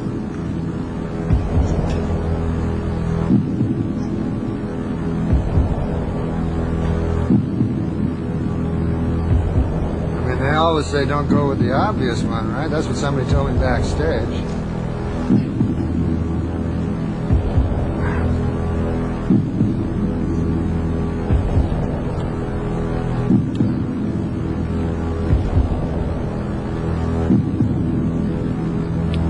See, here's the problem. Let's say I lose all that money and it gets back to Paul Newman. That's going to be a problem. I look like a... You'd lose $468,000. I wouldn't lose it. The children. Of course the children would lose it. But you would lose it for the children. You don't want to do that, do you? I don't know, man. It's... You got a little gambling streak in you, don't you? You want to see if you could beat the game, don't you? You want to win $1 million, don't you? Well...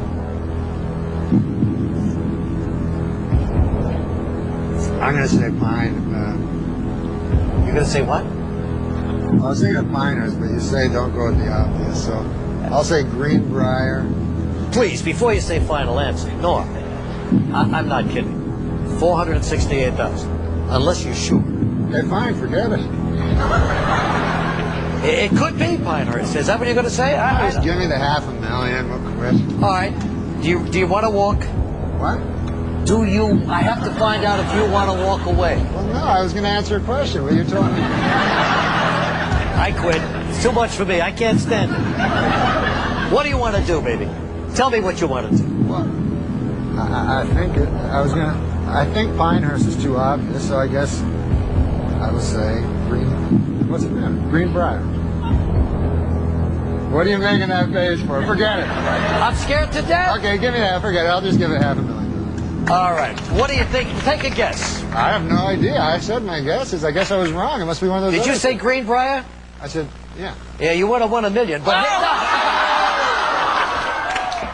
$500,000. Come on, be happy. You were great, Norm. You were just terrific. Yep, you were fabulous. I'm not kidding you. And that's it for the second edition of Celebrity Millionaire.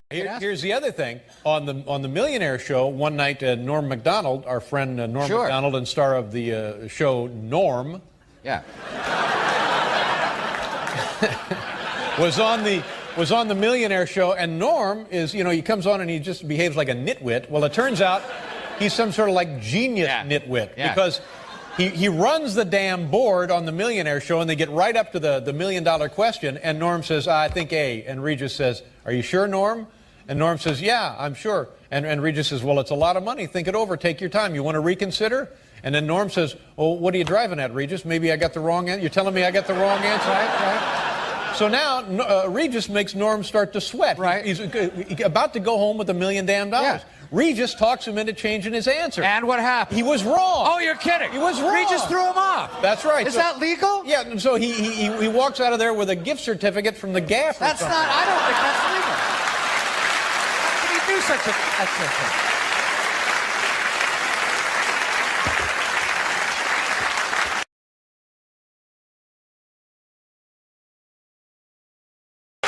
Now, what about, I told this story about this when Norm MacDonald was on your show. Do you remember that? I remember it He's very up there well. at $1 million, Regis. He can walk home with $1 million. First of all, Norm says to me, you know, I'm playing for Paul Newman's Hole in the Wall kids. That's great. Hole in the Wall gang. Yeah. Have you ever been up there to that camp? I hear it's fabulous. Oh, it's unbelievable. And it's a terrific thing that Paul they do Newman a has fantastic done. job. But you understand, he has won $500,000. Now, if he goes for the million and he misses, the Hole in the Wall gang get $32,000. That's right. Still a nice paycheck. A nice sum, but I want them to be sure to get the $500,000. That's right. So the question comes up, where did the U.S. Congress build a bunker during World War II under which famous golf course? And we mentioned 4 golf courses.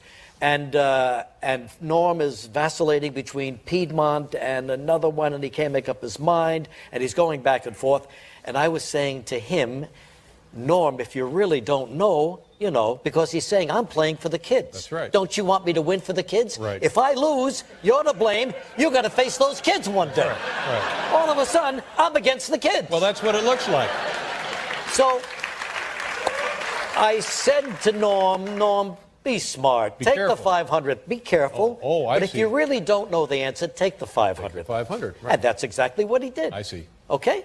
So he didn't go on and blow the question. You talked him out of going on. That's right. And he ended up with $500,000 for the kid. But he, in his mind, you know how it worked out? He had the right answer. He had the right, so he could have gone on for $1 million. That's right. Well, see, now I stand corrected because I thought you had bullied him out of the $1 million because, because I know that a percentage of that comes out of your paycheck. You know, you guys are murder. First of all, I got him slandering me with Kelly Ripa, and then you're killing me with Norm. Yeah. I need your love. You free my mind. I need your love. Yeah, you free my mind. And still in line. I didn't know you were on Who Wants to Be a Millionaire. Oh yeah, I was on that show. You could have won $1 million. Saw that. I won $500,000, but I didn't get to keep it. I had to give it to a charity. Darn it. What charity did you give it to? I gave it to, well, I always wanted to meet Paul Newman. So it turns out he has this great charity for sick children. And I thought, hey, this fits in perfectly with my desire to meet Paul Newman.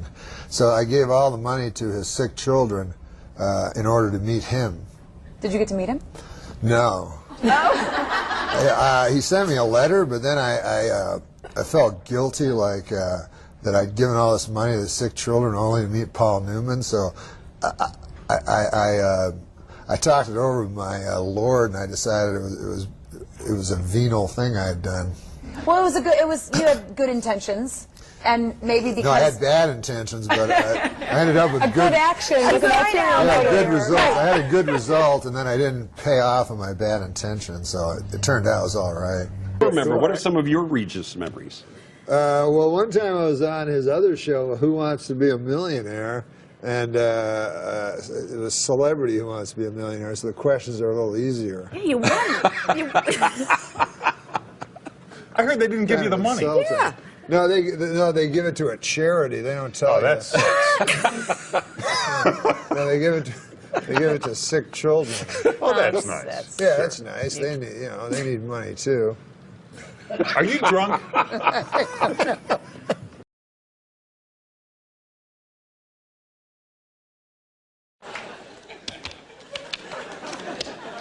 Our first guest is a very funny man with his own brand new television program called The Norm Show. It premieres Wednesday on another network. Here's our good friend Norm MacDonald. Norm?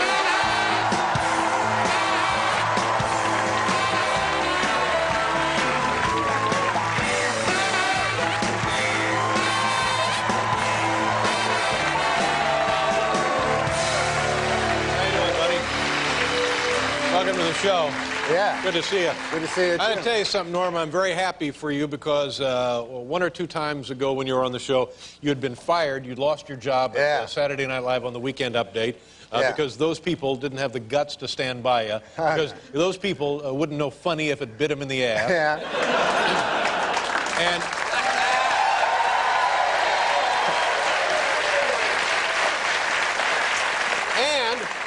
they, of course, were hoping that they'd never hear from you again. Yeah. They were hoping, of course, that they had squashed out another career. Right. They thought, oh, okay, that's it for him. We don't have to worry about... Well, I saw two shows that you did, two of the Norm shows. Oh, yeah? I guess shows... They're unbelievably funny. Oh, you like They're it? great shows. Oh, that's nice. I believe this thing's going to be a huge hit. And then, and I don't want to tell you how to run your career, but then just line up all those punks over there at NBC. You know, your Don Myers, your Lorne Michaels, your Skippy, what was Skippy the Lowe, yeah. Skippy Henderson. Yeah. Or Skippy Lowe? You just line up all those boys and tell them to kiss your ass. Oh.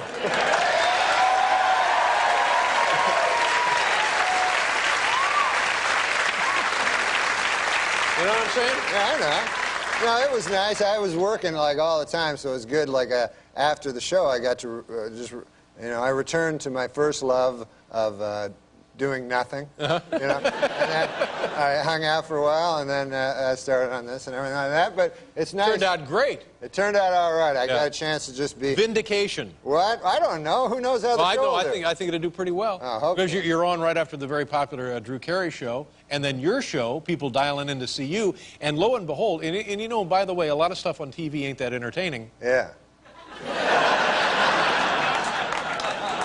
They dial up your show, and holy crap, it's actually funny. Yeah, well, it's good. Yeah. It's good that it's going on after the Drew Carey show because a lot of people watch that. Right. And then people, they never turn the channels. That's right, they don't. I mean? It's inertia. Yeah. Yeah. Even with the Well, clicker. they're in for a great surprise, my friend. Oh, that's nice. Congratulations, I'm very happy. Yeah, that's nice. See, and at the time, I think I was more upset than you were, and now that you're back on top, I feel like I'm happier than you were. I feel like I care more about your career than you do. Is that possible? Well, I like, mostly I like watching TV.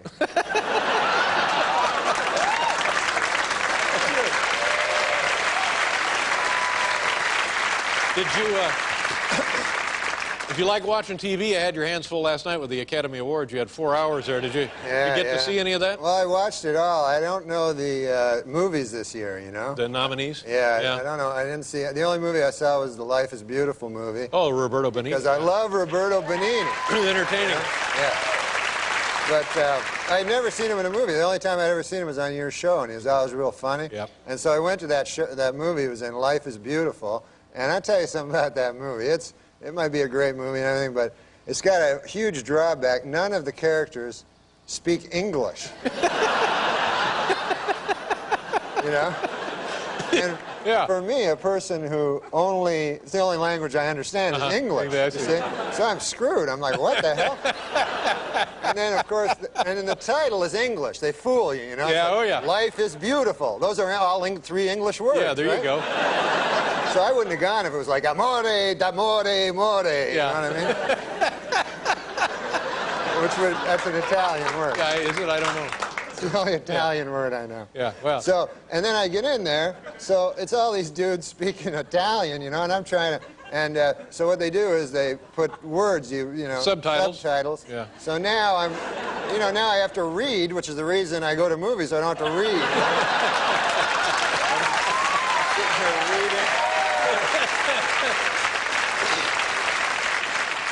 And you know how annoying it is when you're reading and somebody's reading over your shoulder? Well, it's like 200 people reading over your shoulder. But he's a funny guy. Yeah. He pretended the whole unpleasantness there in Europe was a joke. Yeah. Is that what it is? Yeah, he has a kid. He has a little 10-year-old child, and they go to a Nazi concentration camp, and his kid's not that bright. So he just pretends that to the kid, like you'll see like crazy like Nazis doing it, and then Roberto Benigni gets behind them and goes. So the kid thinks it's a big joke. Let's move on, Norm. Yeah.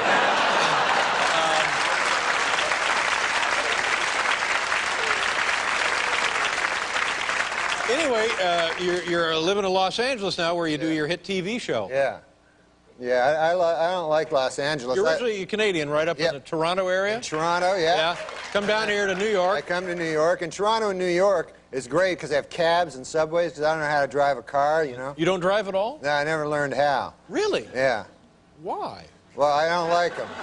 I find them dangerous, you know? Like, you drive and you're in a car and you're going like 70, and then another car comes, he's going 70, right? And then there's like a foot between you, you know? Yeah. You're like, ah, and they're honking. And then who knows what it's only a foot, you know? And they move a little bit and there's a crash, and you're always seeing crashes every time you drive. Sure. There's a crash, there's a big twisted wreckage of a crash, you know? And nobody seems to care. They're like, oh, I guess I'll be late for work. You know? So you don't drive at all?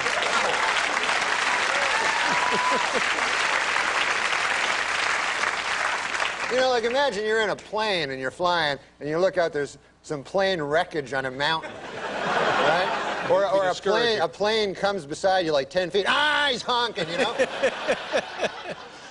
That's sky rage. So you...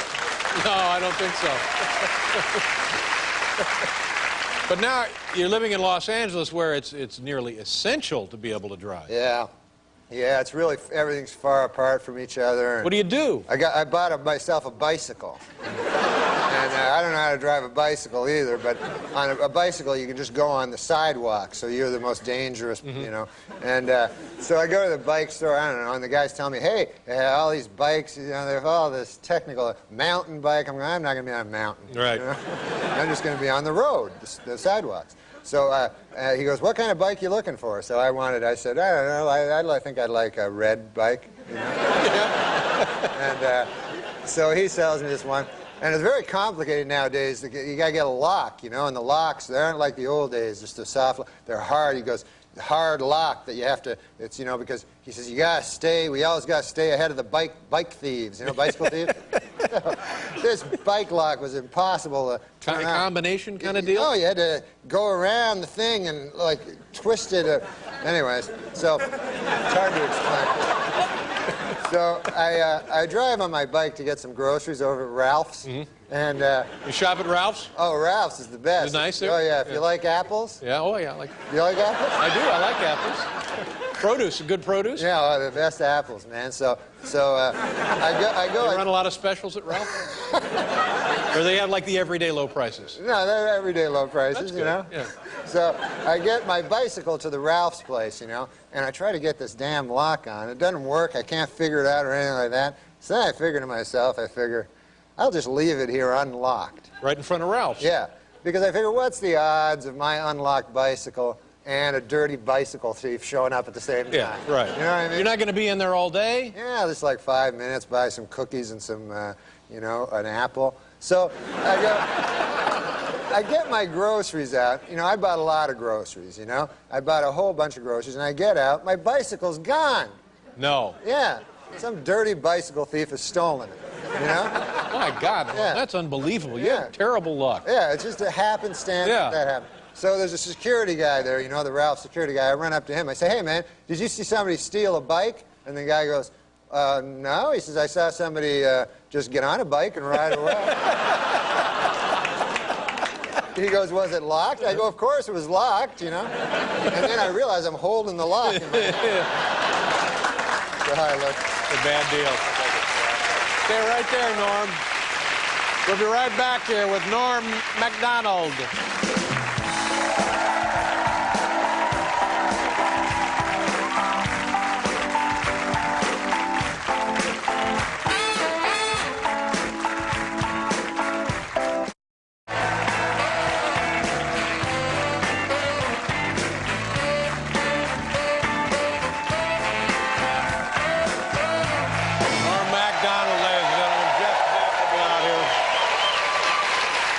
I tell you right now, I wish the Norm Show, that's what they call it, the Norm Show. Yeah, I wish that was going to be on the CBS network instead of the ABC network.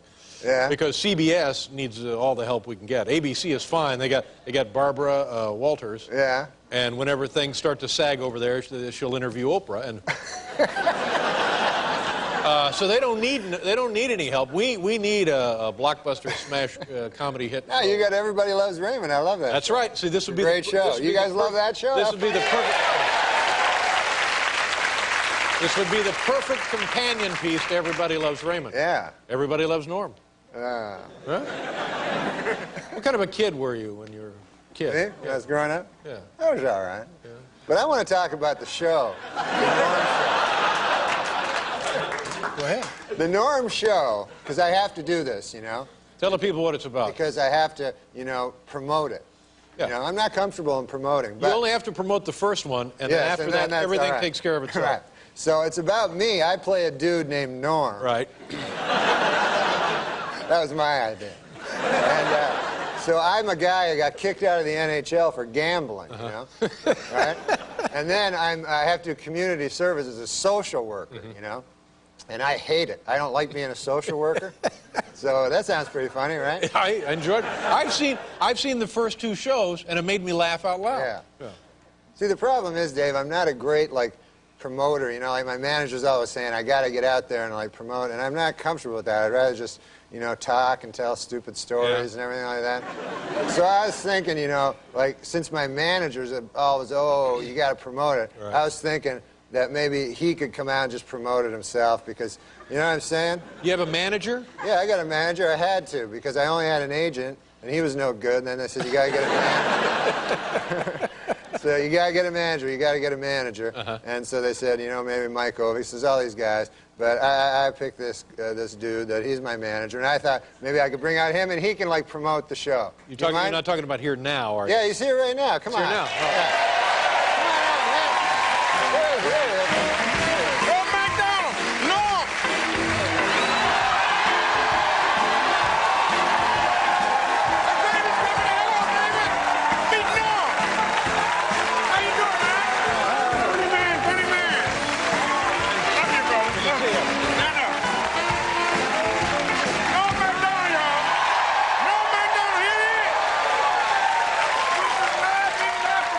Put the C in comedy. Put the L in levity. It's Norm MacDonald, and it's our show on Wednesday night, 9:30 on ABC. Yeah. Oh, I'm excited. I'm excited. Oh, can I sit down? Oh, I'm excited. Norm MacDonald, y'all. Yeah. On the great David Letterman. Yeah. Oh, yes. So, Don, shouldn't you be out fixing fights? Well, that's what I want y'all to do. But I'm going in a new business now. He's done with boxing. I'm in a new business now. They didn't want me there, so I'm here with Norm. And Norm's show gonna be great. Just as I predicted about this man sitting here years ago, that he would be global and a superstar universal. And here he is. David Letterman, y'all. Yeah, that's right. There he is. Let me just say this. Ask Don what happened to that Lennox Lewis thing. What was going on there? Let me tell you something. With that Lennox Lewis thing, if you fix a fight, you do not go to the judges. Am I right? That is right. That's right. That is right. Talk to him. Not only is he funny, he's clever. He understands. Yes. Oh, we are so excited to have our new show, though. Oh, yeah. Oh, listen, Norm. Now, let me tell you something, though, Don. In all fairness, you know, it's going to be tough. We have stiff competition here on CBS. Oh, is that right? Who are you up against? Well, we're up against. You don't have no competition. Don, we're up against 60 Minutes 2, which is a very, 60 Minutes, who? 60 Minutes. Does he have Mike Wallace? No. Do they have Ed Bradley? No. Maury Schaefer? No. Do we have Andy Rooney? No. You know what I mean? Do they have Leslie Stahl? No. What are you talking about, man? 60 who? It's the Norm MacDonald show.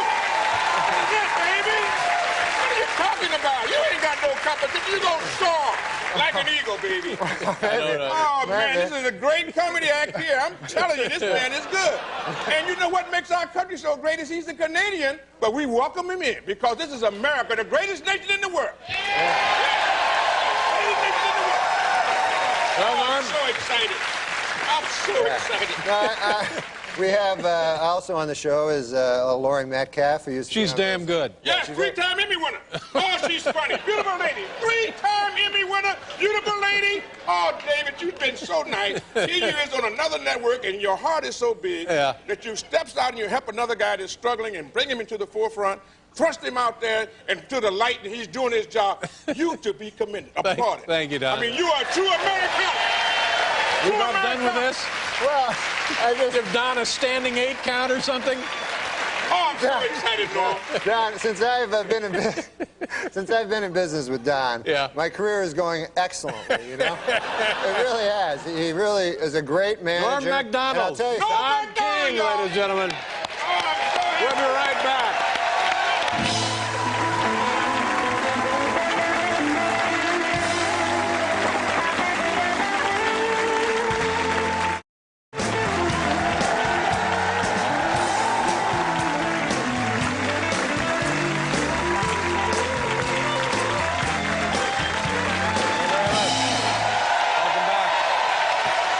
Statue. Who was that guy in the statue? Is that George Washington? Is that a statue? What statue are we looking at? Roberto Benigni. No. He's nuts. It's George Washington, isn't it? Am I wrong? It is George Washington. Oh, it's downtown. Yeah. Federal Hall is what it is? Great. Yeah. Don King is familiar with that part of town. Don't you always see Don on the 6 o'clock news coming out of that building? Yeah, that's right. There's about 8 guys. Yes.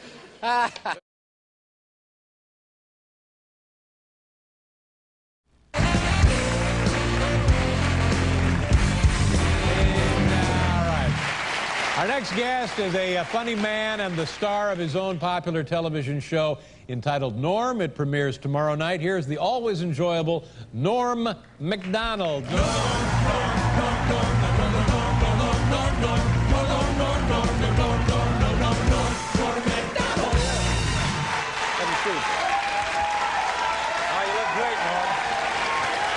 You look terrific. What? That's a beautiful suit. You look like $1 million. Oh, yeah, I bought a suit. I got one for show the respect, you know? Oh, I appreciate that. Show the respect to me? Yeah, Oh, well, thank you very much. All right, I'll show the respect. That's very thoughtful. How was your summer? What'd you do? Man, Anything good? It was great. It was a lot of fun. I have a little boy, you know. How old's your son? He's 6 years old. Oh, that's great. I want to say 6. And he's a lot of fun. I do things with him, you know. We play and stuff. What do you do? What kind of things? I took him to Disney World. Well, there you go. Down in Florida. You ever go there? I've never been there, no. Well, you don't have, you're barren. Not barren, but you have no I'm children. barren. That's right, I'm barren. I'm infertile. Only That's ladies. right. I can't possibly have children. No, I didn't mean that. I meant you don't have children. I don't have any currently, no. So, but I got to tell you, man, if you ever have kids, I hope you will, then you should take Have you been talking to somebody at the lab, Norm? No, but Disney World is a beautiful place. Yeah, so you get to see. What's your son's name? Timmy? Little Dylan. Dylan. Yeah. Dylan. Not little. Name for Bob Dylan? Yeah, I named him for Bob Dylan, and I thought, hey, man, nobody's going to be named Dylan. That's a cool name, because when I was a kid, I always read Dylan, Thomas? Dylan Thomas, a Child's Christmas in Wales. Yeah. And so I said, hey, nobody will have that name. And then everybody has that name, because they had that kid on 90210. This is too long, right? Well, you know, after that discussion of my fertility, I don't much care. The point is, he's a good, well-behaved boy, and I took him to Disney World there. We had a lot of fun, my God. We went to the... They have a new thing. Usually they have the goofy Pluto, you know, the regular characters, but they also have actual animals in a safari park. Oh, yeah. Wild, dangerous jungle beasts. Yeah. And you take your child through and you see, and it's a lot of fun, except they don't tell you they're not wearing any pants. You know, like Goofy and Pluto, right? What are you talking about? Well, Goofy, you know how... What in the world are you talking about?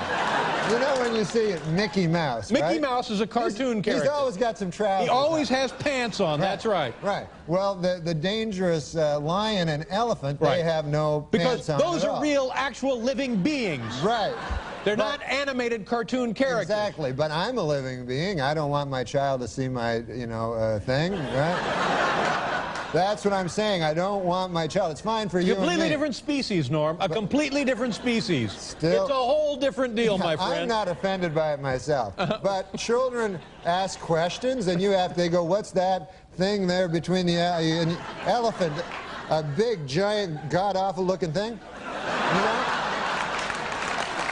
I don't know. Sounds like you have a very special child, Norm. I know. Maybe you find it very attractive. Oh, I don't find it attractive. It's just I don't see it as a problem. It's just like it's a rhinoceros, Eddie. It's just a rhinoceros. Right, That's but all what would you say is the thing that... I just say it's his wallet. It's where he... It's where he keeps his... It's a shaving kit. That's where he keeps his some change and a comb. Yeah. Maybe if you had a few more dollars in your wallet, you'd have a kid. Ooh. I was joking. You were joking. Now you're joking. No, because I was trying to make it. Yeah, you're trying to make it. Very nice. I bet you will have a nice kid one day. You'd be a great father. That'd be fun. I'd like to have a kid. You'd be a good I hope he turns man. out just like you. Yeah, so where were we now? You and your son are there in Disney World. Had a lot of fun. We got, you get these animals like Mickey Mouse and Pluto and stuff. My kid loves them. They give autographs out. The kids stand in line for like an hour. You mean the costumed characters? Yeah, right. not the actual animals. Yeah. And so you get the kids are all excited. Hey, I'm gonna get Mickey Mouse's autograph. Of course, you and I know that ain't Mickey Mouse. That's some college kid, Yeah. And so I'm not going to stand in line an hour You know that for a fact. Yeah, well, I'm not going to stand in line an hour to get some dude's autograph. You're very savvy, Norm. You're very savvy. So I said to him, listen, Dylan, have you ever heard of the character parking lot attendant? Oh. Pretty good. Get him in the car and get him home. Yeah. No, he's a good boy. Yeah. How's the show? Are you all excited about the premiere? Yeah. What do you got coming up for us? What's new? What's happening on the show? You got to have a hook. You got to have a gimmick, my friend. Yeah. We're trying to get the guy I'm doing it with. He's the co-creator. This dude. He said we got to get celebrities. Because guest stars, guest celebrities. Because a lot of the shows have celebrities. Like I saw, Dharma and Greg was on your show last night. Bob Dylan going to be on. That's show. right, exactly. Yeah. And Heidi Klum's on another show. So, anyways, they said let's get some celebrities. Good idea. Yeah. And then it turned out they wanted me to phone celebrities. I said, "Do you have any celebrity friends you could phone?" Oh yeah. And I don't have any at all. I don't know anybody. Does that make you feel kind of wormy when you have to place that call? I hate doing stuff like that because I know they don't want to hear from me. I got one guy. Oh really? Well, that's good. So you're doing better than I would. You know that guy that was Maud's husband? Played Maud's husband? Yeah, I do. Yeah. Bill Macy. Bill Macy, exactly. Yeah. So Bill Macy eats at this restaurant that I eat at. Yeah. And he's across the way. So I said, "Hey, Bill, listen, man, you want to be on that TV show I have?" He goes, "Sure." So that'll be sweet. I think we're doing that in sweeps. But is he going to be on? Really? But do you want him on? Oh, yeah. I love that guy. He goes, "Maud, sit." Yeah. That's it then. That's the only guy we got. But I think the idea is once Bill Macy does it, other guys will want to jump in. Oh yeah. It'll start a firestorm. It's getting that first guy. Now the show, you changed the name. It's no longer the Norm Show. It's not just Norm. Did we cover that before? Yeah. It's Norm, right? They changed it to Norm. Yeah. Wait, it's not the Norm Show. No, what happened there? I don't know. They figured that would rev things up. Oh yeah, I think so. No, they take out it's like for love of game, that movie. Love game. They took the actual expression is for the love of the game. Right. They took the thes out to speed things up. You didn't know that story? Yeah, I knew that story. Oh, so it's a great story. You hate me now because of the stuff about your testicles.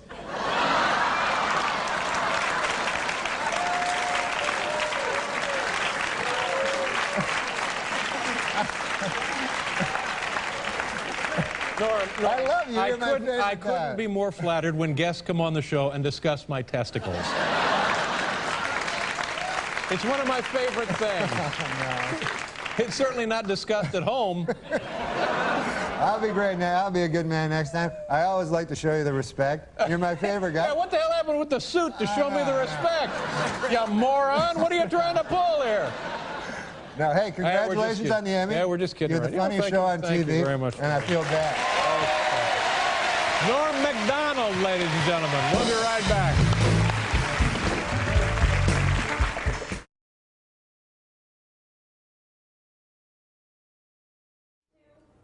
Good evening, folks, and welcome back, everybody. I'm Tom, and The Late Show is on the air now. The Late Show backstage from CBS Television City in Los Angeles, California. I haven't been back to CBS since I left The Late Late Show back in March of 1999. And I am especially pleased to be asked to come back in here and help out with the work while my friend David Letterman recovers from quintuple bypass surgery. Very, very surprising news when we learned that Dave had to go through that procedure, but he's coming back soon. As a matter of fact, he'll be on the air live on tape here on CBS on Monday night, the 21st, an event that will be, I'm sure, heavily promoted by the television network. My first guest tonight is a favorite of yours and a favorite of Dave Letterman's. He's been on Dave's show a number of times. I'm sure you know him from his work on Weekend Update on Saturday Night Live, and he's now the star of the NORM show on the ABC television. You see, I still can't talk, which is why I'm not on anymore. The ABC television network. His name is NORM MACDONALD, and thank you for coming on and helping out with the work here while Dave is getting better. Yeah, well, that's the important thing, is that Dave gets better, you know. Right? That is the important thing, Norm. He had a quintuple bypass, which kind of close to me, because my dad had a quintuple bypass. Is that right? Had the same surgery. You know, and he lived like another 10 days after that. Yeah, you should have been finished, you know. But he was an older man. He was like in his 50s. I would assume that when they were trying to come up with a title for the show at ABC, somebody said, why don't we just call it NORM? Right. No, that's not a true story. Oh, it isn't? No. How did that happen? They wanted to have me called a character, call a name of Billy. Yeah, but things quickly became problematic with that, because during the scenes, whenever a person would say to me, hey, Billy, I would go, huh? And then they go, Billy, Billy. And I go, oh, yeah, Billy. Right. Yeah, I'm Billy. And it would waste a lot of time. It didn't quite fit for you, right? No. Because your name's not. Because my name's not Billy, it's Norm. Right. So I says to the guy, I says, one name's the same as the next, right? You know what I mean? Norm, Billy, Sam. Jimmy. Yeah. Aren't they all really the same? When we really get down to it, I says, why don't you call me Norm? Make it easy. Yeah, and then there's a girl on the show, Lori Metcalf. I says to the fella, I says, why don't you call her Lori? And since then, everything's gone swimming. Let me ask you here, and I saw this, and you were never funnier when you hosted the show here recently, last couple of months. Oh, yeah, you were very, very funny. As you said at the time, if I wasn't funny then, how could I be funny now? Right, and then you went on to demonstrate. In any event, the first night that when you walked back in to do that show, what was it like going back into 30 Rock? Well, it was kind of odd. I'd taken a lot of the pills Xanax.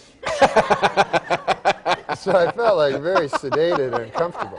And everybody was like, hey, man, I thought you'd be nervous. And I go, oddly, I'm not. I'm not nervous. I don't know why. Did you call the Letterman show because you announced on Dave's show, or you told the public that you were no longer with Saturday Night Live? I was booked on the Letterman show the next night, right? The next night. If you say so, yeah. Yeah. And so I said, oh, well, I may as well talk about it. I just talk about what's going on in my life. Because I find that truth is funnier and stranger than fiction. So you went on there and told that story, and then Dave was kidding you about Don Ohlmeyer, et cetera, as I recall. Dave was much more upset about it than me. Because Dave wasn't under the influence of Xanax. No. Please welcome NORM MACDONALD. Norm!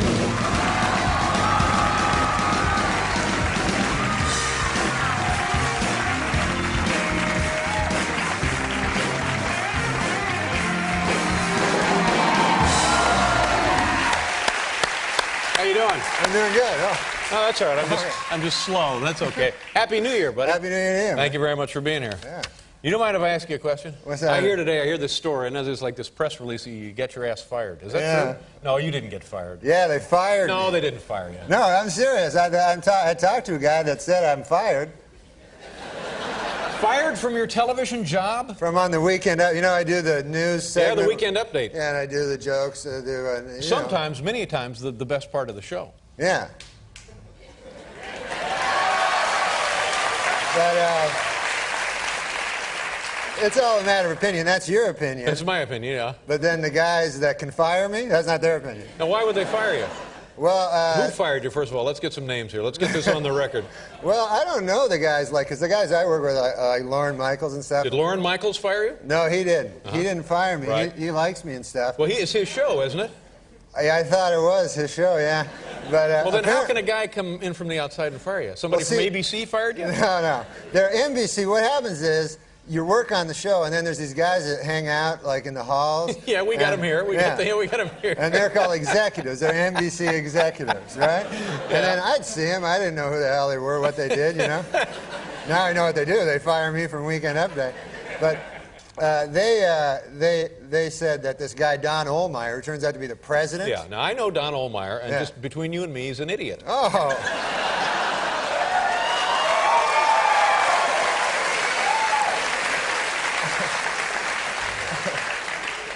So I wouldn't take it seriously. If this guy fired you, you may still have a job. You never know. I'd wait for some paperwork. No, I phoned him, you know. Oh, you had to phone in to pick up your messages from that.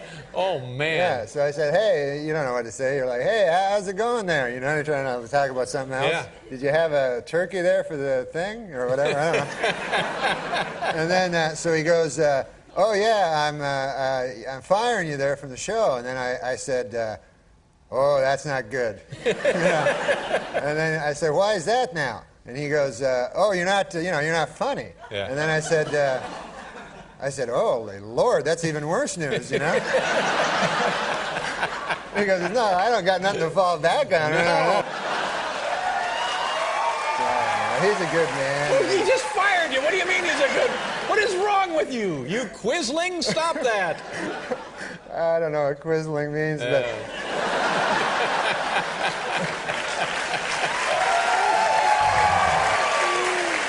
But I mean, to me, like, you know, you have to be philosophical about these things. I mean, at first, like, when I found out, you know, I was upset. But then, you know, I really started to think about it, you know, and plus I drank a lot of whiskey.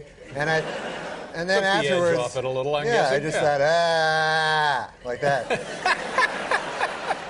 But then the next day I sobered up and I remembered, you know, that I still had some whiskey left. So you went right back to it. And one of the things that you did on Saturday Night Live was the Letterman impression.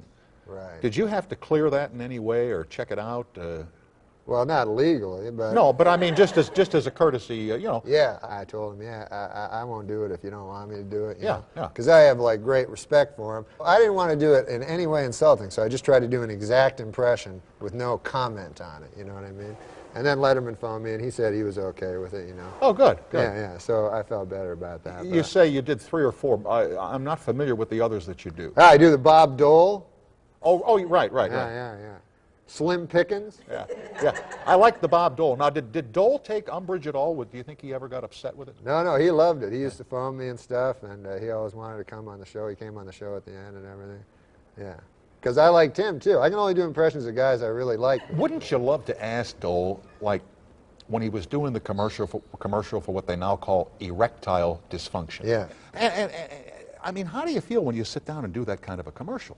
I mean, it's got to be a little embarrassing, you know. I don't feel that an old man should have erectile function. Were you ever like a bonehead? Did you ever do punk stuff when you were a kid? Well, when I was young, I was crazy. Like, I'd do anything, you know. Really? Yeah, I was just like, because you're young, you don't care, you know, you don't have a job or anything, right? Yeah, sure. You're just drifting around from town to town. But I remember one time, like, because I used to do, you know, like for the purposes of this show, like beer, you know? Have a little beer? Yeah. And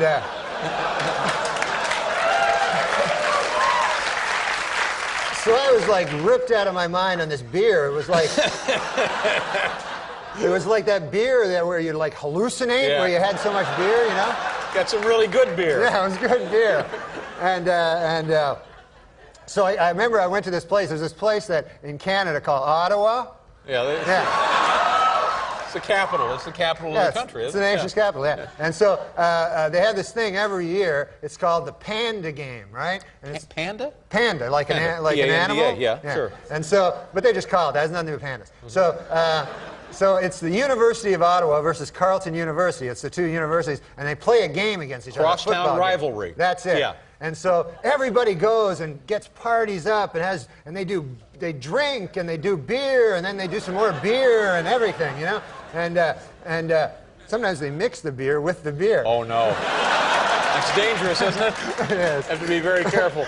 So I went to this thing, and the thing about the Panda Game is it's just a big party, and every year somebody does something crazy, you know, like the engineering students from one of the things. Like one time they put a bunch of greased pigs on the field. Yeah, college pranks. Yeah, college pranks. One year they made a big slingshot, giant one, and they shot like water balloons over to the other side to hit. And so every year everybody wonders, hey, I wonder what's going to be the big prank. Yeah. So then I was there. I was really wrecked, you know. I was like, and so in my head, right, I go, I'm going to figure out the prank to do. I'm going to be that guy, you know. And so I'm walking around. I'm no good at pranks, you know. And I'm walking around the stage and I'm trying to think, and I see, you know where they sell the hot dogs, the hot dog stand? Yeah. There's a big, like, mustard thing where you push on the top. With a big pump, sure. You know those big yellow things? And you push on the top to get some, for your delicious hot dogs and mustard? Yeah. So I go, I'll grab this hot dog mustard thing. And so I grab it and I'm like walking away and I get back to my seat and I go, my idea was I'll chuck this giant mustard thing onto the field and then it will cause a big mustard stain on the football field. And I thought that would be really cool because mustard is hard to get out. And so I get there, you know, but I'm really wrecked and I get there and I go, and plus I was way up, like way up. There was I would have had to have superhuman strength to get that thing down. And I don't have superhuman strength. No, just a guy. I'm just a guy, you know. And so I take up the mustard, I go, ha! And I throw the mustard up, right? And then the mustard just goes up a little way, and then I see like the top like starts spinning off of it. And then this mustard all comes out. And then I just see all these guys like right in front of me, you know? And then so my buddy goes, run for your life, you know? So I start running like this. And that's it. That's the whole story.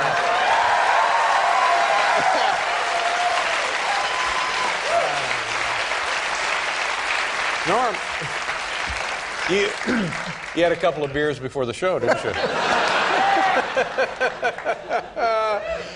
This weekend on Saturday Night Live, Rob Lowe and the Spice Girls plus Joe Pesci. Now, got a couple of seconds. Go ahead, do it. Let me see it. What? Come on, let me see it. Just a little. Just a little. What's that? Just a little. You know what I'm talking what about. Would that mean? Just let me see a little of it. Come on, Norm. Come on. I got to do it with Paul. All right, do it a little with Paul. Me as myself? Yeah, you got to play yourself. All right, I'll play myself. Oh, God. Yeah, cool. Not so easy when I'm sitting right here, is it, Big Shot? There we go. Okay, here we go. Yeah, I'm not ready for this. No, I know you're not ready now. No. You're ready on your little show, but you're not ready here. You got all week to get ready on your little show. Okay. Here we go. So it's like, who's going to be the... I don't know. Oh, Rob Lowe. Rob Lowe and the Spice Girls. Joe Pesci. Yeah, Paul, Rob Lowe and the Spice Girls, man. Do you enjoy the Spice Girls, Paul? Spice Girls, yeah. Yeah. Well, they'll be on the show. Yeah. And Paul, do you watch the Saturday Night Live show? Yeah. What time is that on now, Paul? Huh? I say, what time would that be on? It's like it's 11. It's live, I think. Yeah.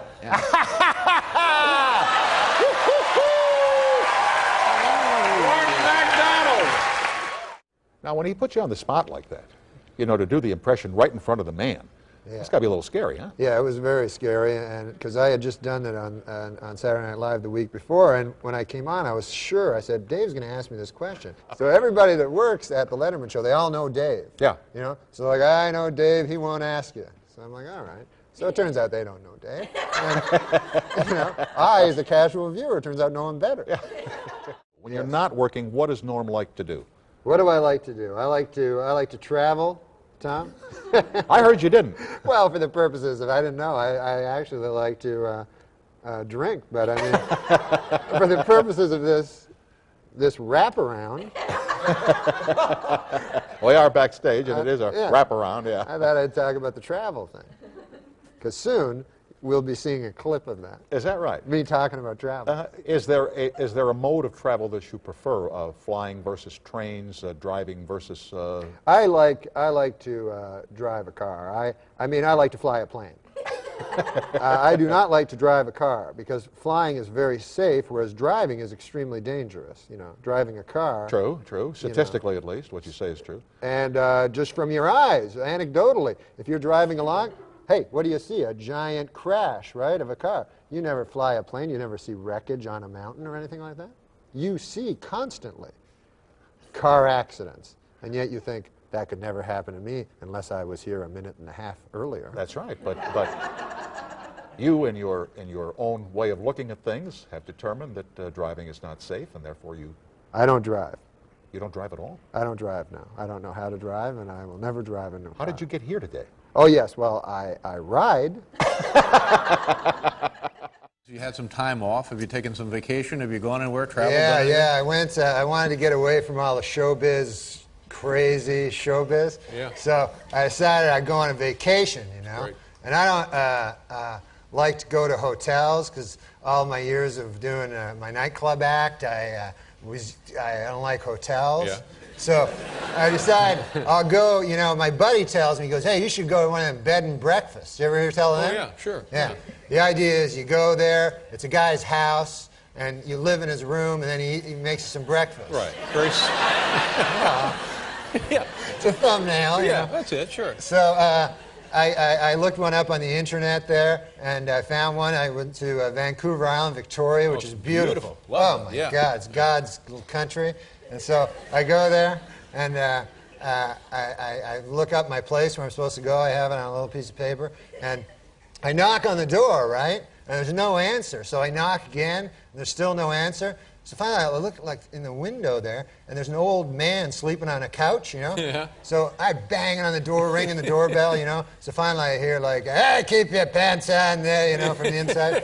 And he comes to the door, old guy, you know, but I'd say 80, 85 years old. Old Harold Delaney was his name. Harold Delaney? Yeah, nice enough gentleman, you know.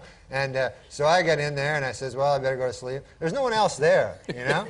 Like, I thought it'd be like a whole bunch of people in different rooms, you know. Yeah. And it was just me. Yeah. So I go up and I go to sleep, and I'm ready to go to sleep. And a knock comes on the door, right?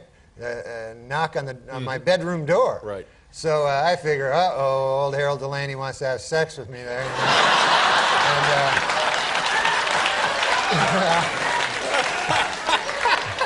That's the first thought that went through your mind, huh? Well, I'm a young fella. These days, anything not a goes. bad-looking guy, sure, yeah. Not a, traveling alone, why sure. not? And of course, I didn't come to Victoria to have sex with old Harold Delaney. You know, I came to do some sightseeing. Of course. Yeah. So then I hear him, he goes, well, you ought to play some Scrabble.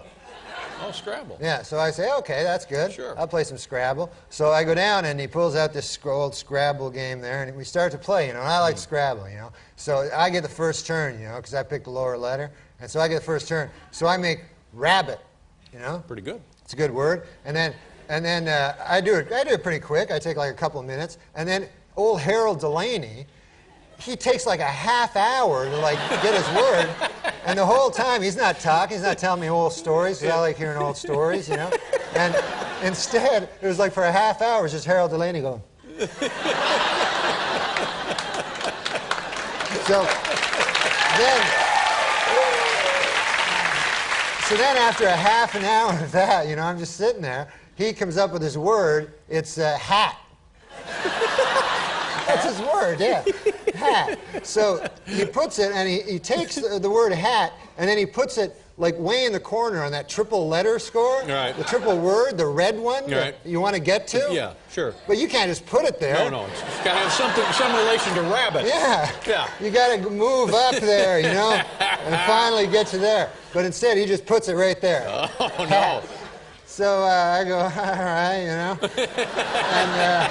And so then it's my turn, you know, I do something, and quickly, and then again, the same thing, like, you know, and then time going by, and then every word, and I was coming up with good words, you know, I had sleigh, you know, a sleigh ride, and avocado. Whoa. It was a 7-letter word. Yep. You get 50 extra points. I'm still way behind him. He's just freelancing the board. Yeah. Yes. And so finally I decided I'm going to, like, I got to say something, you know? So and all his words were like cup and hat, and I think it was just like things he'd see around the room, you know? And so I'm playing excellently. I should be in the lead, but instead I'm like 1,000 points behind. And finally, like, I got to say something, you know? So he puts boot, you know, up on this triple, and it really annoyed me because I was building towards the triple letter, and he just puts boot, and so I said, finally, I got to say something here. And I go, hey, old Harold Delaney there, I don't know, you can't put boot there. And then he goes, you never heard tell of a boot? So I go, no, I know what a boot is. I'm just saying. He goes, if a fella goes out there to wear a boot. So I go, no, I know what I made avocado. I know a boot. You know? And it just took him forever. And also I noticed a weird thing. There were no blanks. You know how you have the blanks in the game, and it's always good to use any letter, right? Yeah. I realized there's no blanks in this game, and I figured old Harold Delaney must have, when he got the game, figured, what the hell is that, you know, and throwing it away. Can't use it. Yeah. You know, all afternoon, as we do this, you've been playing on and off with a cigarette. Do you smoke? I quit smoking a year ago. Good for you. Thank you. You quit smoking. Yeah. And you, when you smoked at the Tomorrow Show, we puffed. We didn't smoke. We puffed. You probably caused many children to start smoking. So you hold a cigarette and you never light it? Yes, it helps me. I have an oral fixation, the doctors tell me. That never. I'm like Beretta. Hey, one time, you remember that time? This is really funny. This is one of the funniest things I ever saw on your show. Was when Robert Blake came on and told that huge bull story. Remember that? Yeah. And then you couldn't even. We did it about going, 6 times, as a matter of fact. Yeah. It was hysterical. All right, folks. I hold in my right hand tonight's top 10 list. Another classic top 10 list. Yeah. Yeah. Now, Don Rickles joins us shortly here on tonight's show. You know Don. You work with Don, I'm he's sure. A great man. You did a movie with Don. I did a movie with Don, yeah. Don. Everyone makes mistakes. Of course. Slip of the tongue, right? So I was with Don, and he was hysterical. He's one of my favorite guys, so funny. And we did this long take in the movie because we hadn't really written that much. We figured we'd get Don Rickles. Sure, wing it. Ad-lib your way through it, sure. And help us with the film. So he started just insulting everybody, but then he started to run out. And at one point, I was standing beside this other guy, a fat guy, and he goes up to, sometimes he just says stuff that makes no sense, right? And he goes up to the guy beside me, and he goes, look at you. You look like a whale in Alaska, you know? Yeah. So that was a good thing. And then he comes up to me, and he's completely out. You can see in his eyes, he can't think of anything. He goes, look at you. Why don't you go to Alaska and suck on a whale? You know? So I said, hey, that sounded a lot like what you just said to that guy. Yeah, right. And then he got real mad. Then he had like 20 of them. We're back with Norm MacDonald, and I'm sure you're enjoying every hour of our time together. Richard Simmons was to have been here tonight, but Richard is out helping people lose weight in the Dakotas tonight, so he couldn't be here. Do you work out yourself? Are you an exercise person? No, I got one thing. I got the abs of steel. Oh, you do? Really? No, I don't have them. I got a tape. I didn't even know what abs were. or why they're called that. Yeah, or what you need them for, or anything. Yeah, like how are your abs? Yeah, they're like steel. And you still have to go to work. I don't know what you just show people. I don't know what you do with them. You know, they used to have the buns of steel with the ladies. Oh, yeah, right. Yeah, and that would hurt. And the what was the one Suzanne Summers, the Thigh Master. The Thigh Master, yeah. Wasn't that your nickname for yours? Not at all. I thought it was you. But I just wonder how you come on and you say, ladies and gentlemen, I'd like you to buy a product called the Thigh Master. Yeah. Or the guys who sat around a meeting table and said, we'll call it the Thigh Master. Right. Say, yeah. Don't they have the Ass Master? That was your nickname. I thought they had the Ass Master. This ain't cable, kid. I know. Very funny stuff when he goes out, Letterman, with people, around. Yeah, the door-to-door stuff. Door-to-door. Great. And how about the time I was a door-to-door salesman. Did you really? What'd you sell? Doors. It never worked out. What other jobs have you had besides actor and comedian? I was a town drunk, village idiot. No, but be serious for a second. Yeah. Did you ever wait table or drive a cab or something like that? I did. I don't drive, but right. I worked. Did you have a ride cab? Right. It doesn't pay well, though. I did a lot of manual labor. Did all manual labor. Really? Yeah. Like brickwork? Brickwork, I did. Yeah. You're making all this up as we go, aren't you? No. That whole thing that we showed about the Scrabble game, you made that whole thing up, No, did you? no. That was true. Truth is stranger than fiction. You I said keep that. trying to tell you that. Heavy lifting? I did a lot of heavy lifting. I moved furniture. That's a hard job, Yes, it moving is. furniture, because the stairs are never right for the contours of the giant couch that you have to lift up. But people that I worked with, man, they loved lifting furniture. Yep. One time, this is an interesting story time. It's probably too long, but I was working with an old guy, old guy. His name was Gus, and we had to move this thing up a ladder, see, to a balcony, because we couldn't get it up the twisting spiral staircase. Okay. So we have to go outside and put a ladder up. So old Gus, he's on the balcony, you understand? Yep. With a rope holding this giant refrigerator. And abs of steel. And abs of steel. Okay. I'm on the bottom, climbing up the ladder, pushing the refrigerator. Yeah. I slip off the ladder and fall down, and old Gus has the entire weight of the refrigerator. And all his muscles are shooting out, and he wouldn't let go, Abs of steel. Abs of steel. That wasn't a good story. No, it's a great story. Was it It's all a right? fabulous story. We're here with Norm MacDonald. Have I said that before tonight? Yeah. Any good wishes for Dave before we move on here? Yeah, the best wishes. Man, the sincerity just flows off of you. I love Dave. I know you do. And I love you. I'm glad to see you back on TV. You kept saying when you were leaving that one day you'd be back. And the truth is stranger than fiction. Dave returns on Monday night. Don Rickles is still ahead, and our thanks to Norm MacDonald for joining us here tonight. Late show backstage at CBS TV City in Los Angeles.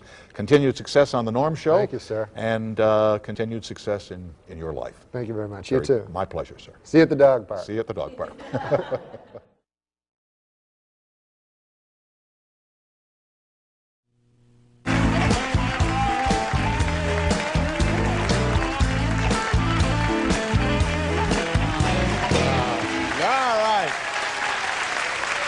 Our next guest is a very funny man and the star of the popular television program Norm. Ladies and gentlemen, here's our good friend Norm MacDonald. Norm, come on out.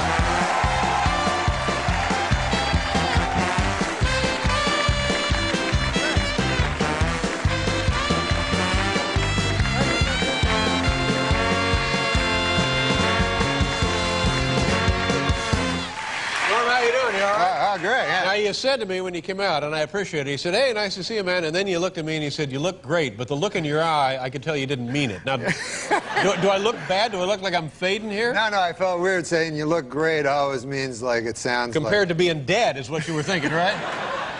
Actually, when I saw you on Monday, because they were promoting it all day, but they never showed you in the promos. Yeah. Slick, huh? Yeah. Yeah. And I said, I wonder what Dave's going to look like. And I was watching with my buddy, and then you come out, and your face looked like green. Green, ooh. And then I said, oh, my God, Dave's face turned green. Right? And then it turned like pink. Ooh. And then I realized it was my TV. It wasn't you. You thought maybe it was a side effect of the surgery at first? No, I knew that people don't turn green, pink, green, green, pink. Yeah. But I thought right at first you were green. I said, oh my God. So anyways, I'm going to get my TV fixed, which is a lot better than, you know, when you think about it. Yeah. Well, easier probably, too. Than now, getting you. I heard something that I thought was interesting, and I get nervous. I get nervous around sick people. I know you're not sick. I'm fine. I'm not sick. Yeah. I've been through a rather strenuous procedure. No, I know. But I'm not. Oh my God, I know. I know all about that stuff. I go to doctors all the time. Man. You do, really? Yeah. You seem like you're in pretty good shape. Well, I'm afraid of getting sick, though, man. I'm afraid of that stuff. Yeah. You know, because I don't like. I go to specialists. I go to the Mayo Clinic every. Oh yeah, they're pretty good up there. They're great. You got some top boys. Yeah, because I used to go to general practitioners, GPs. Yeah. Those guys suck. I don't even understand what they're general. They're not a specialist in anything. So they're kind of like, yeah, I'm a little bit good at every, you know. So I go, give me a physical. You know what they do? They go like this. They poke around my belly. You know what I mean? And then they take a thing. They look at my ear with a light. Yeah. Right? I go, oh, is everything all right there in my head? My entire head's good, huh? They can see the entire head. They go, yeah, everything's all right there. Then they take the thing. It's almost like a cartoon. Like they hit my knee with a mallet. Oh, the reflex mallet. Sure, yeah. And that never comes back negative. You know, I mean, you're hooked up. Right. Sometimes it might, but you're hooked up pretty good. No, they go. You're not. Good news. You're not paralyzed from the neck down. Your knee responds to me hitting it with a hammer. Now, Norm, I heard. But thank God. He's not done. He's just resting. Thank now, God I miss you, though. I want to ask you a question about your personal life. And, Yes. and if it's none of my business, please tell me. Now, I heard that you had given up, you had a recreation, you had a hobby, gambling. You enjoyed gambling. Yeah, I had the hobby of compulsive gambling. Really? And you've given it up?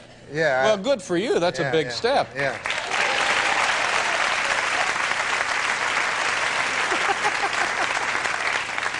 Yeah. So how's that going? It's not much fun. Life isn't much fun without it. Really? No.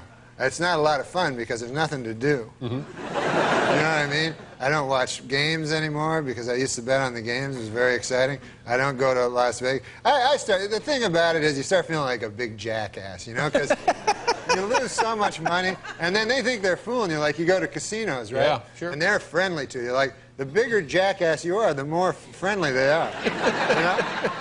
Like you know you're in trouble when a guy runs up wants to give you free stuff. Hey, you want a steak?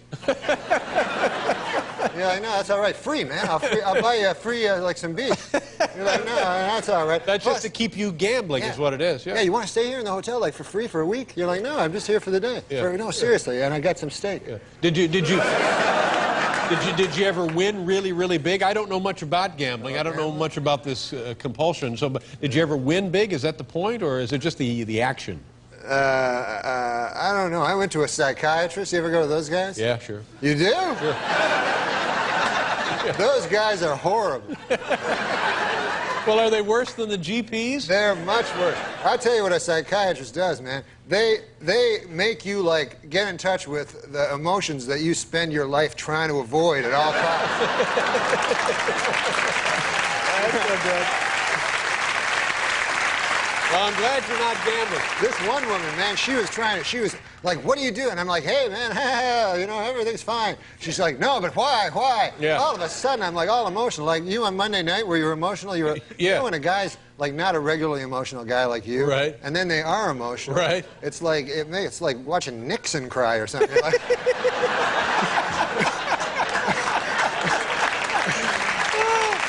I wasn't really crying. I wasn't break down and sobbing or anything. It was a great moment. It was a great moment. Oh, yeah. And when you brought the doctors out and all that and the staff, and all I could think of is at that hospital, what about the people that come in? Well, I felt bad about the guy they left on the table. Yeah, that's too bad. You're a good man. It's so good to have you back. I've been having to watch Rhoda on the Channel 6. Right. Now, when we come back, I want you to tell the story. Every time you've been here, we didn't have time to get to the story. The first time you got drunk and passed out. Okay, we'll do that. We'll be right back here with Norm MacDonald.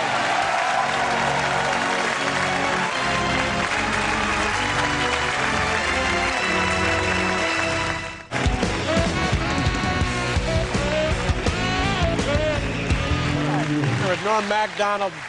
It's a great story, and we always run out of time, and I want you to tell it. And you were a kid, right? And this is the first time you got drunk? When I got drunk, yeah. I was a very straight-laced kid, you know. How old were you when this happened? I was 19 years old, and I decided to drink, you know. And I was out with my buddies at a bar. My God, we started drinking. They had those shooters, you know. Mm-hmm. Yeah, those are hard to take, you know. You can't gauge them, you know. And before you knew it, I was so crazily drunk, like just drunk out of my mind. And so then time passes in a weird way and everything. And my friends, they wanted to leave the bar. Right. Like, hey, let's go, right? And I'm like, ah! I got like crazy all of a sudden, right?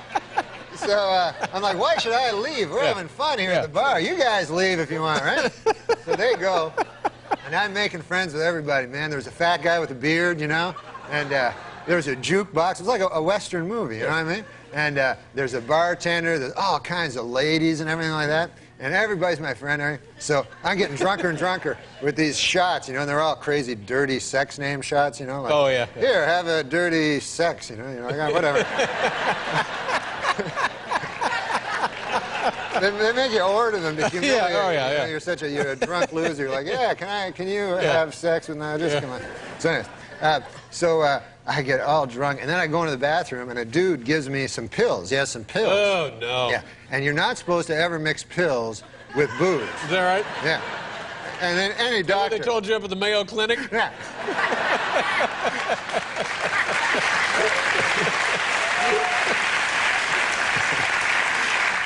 But this guy was not a doctor. He was just a guy I met in the bathroom. Even worse than a GP. He was worse than a GP. His name, though, was Dr. Midnight. But I found out he was not accredited. Not really a doctor, no. Yeah. So anyways, so I take these pills, and what they do is, they say that you're not supposed to mix them, but on the other hand, in one way it works. So I'm like so drunk now and having so much fun and everything. Hey, fat bearded guy, having an arm wrestle with him. I don't know how to arm wrestle.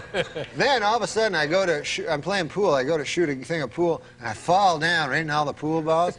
And then I just black out, what's called blacking out. Yeah. It's not passing out. You black out. You don't remember anything. Oh, yeah. I wake up, right? I'm in a bed, but it's not my bed, you know? And I look beside me. Who do I see? The fat bearded guy.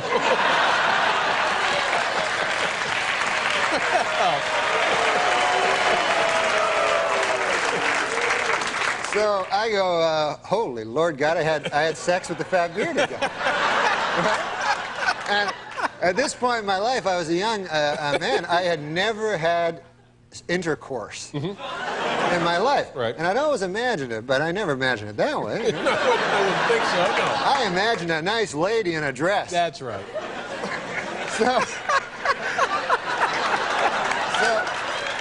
But there's got to be a first time for everybody. It's not all gravy. No. So I look over and I go, oh my God. Then I notice we're in twin beds there. You know, we're not not in the same bed. Right. And I go, is this some kind of one of them old-fashioned gay guys?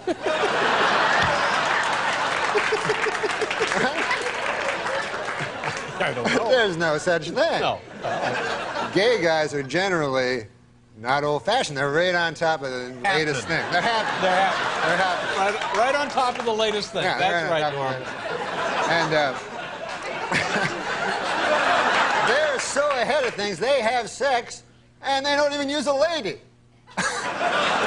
So anyways...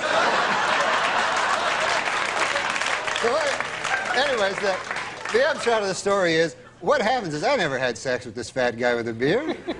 This guy had checked me into a rehab. This guy was like a dirty drunk, and he took me for a dirty drunk too, sure, yeah, right? Yeah. So I'm like, what the hell? He says, yeah, man, you know, I'll go here in rehab, man. It's good for both of us. And I'm like, oh, God. So I had a big, like a robe on and fluffy slippers. They wouldn't give me my clothes, right? Oh, how long were you in They had there? a bag of my clothes somewhere. They wouldn't tell me where it was. Would they let you out? No, 3 days I had to stay. 3 days? Yeah. That's awful. They made me go to what is called an Alcoholics Anonymous meeting, right? And I get up, I go, hey, I'm not an alcoholic, which it turns out is what a lot of alcoholics They all say that, yeah. I said the fat bearded guy. There's the alcoholic right over there. How long did you guys date?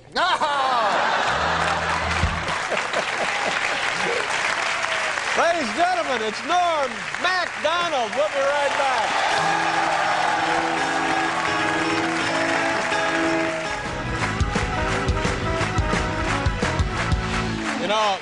You know, Norm, what I like about you, you're actually funny. You know what I mean? You're just genuinely funny. Oh, you're a nice Everything man. you say is funny. Thanks to Norm MacDonald and John Goodman.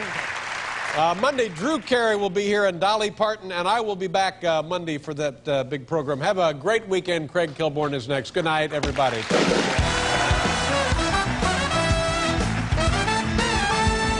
The Late Show is a production of Worldwide Pants Incorporated. This is Alan Coulter saying good night and drive safely. Cuff your pants! O.J. Simpson's new fitness video was released this week, and hitting the shelves next week, Simpson's newest video, Dorf on Stocking.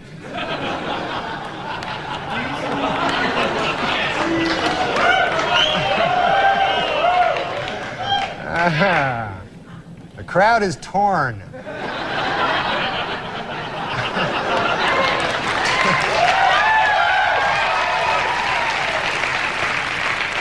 Liza Minnelli has gotten word she'll have to have a hip replacement operation.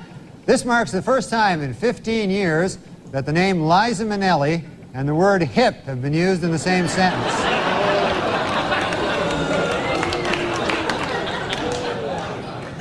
Well, let's get to O.J. O.J. Simpson's lawyers say they don't want the families of Nicole Brown and Ronald Goldman in the courtroom during the trial. They're afraid the presence of the family members will just remind O.J. of how much more killing he still has to do.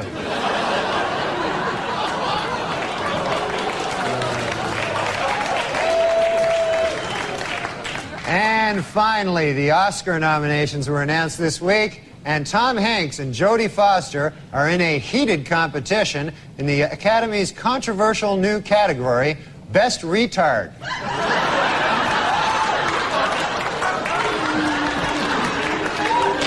To illustrate the point that their client is running out of money to defend himself, O.J. Simpson's lawyer said this week that if he had to do it over again, after killing his victims, O.J. would now rob them as well. That one you find troubling? We went.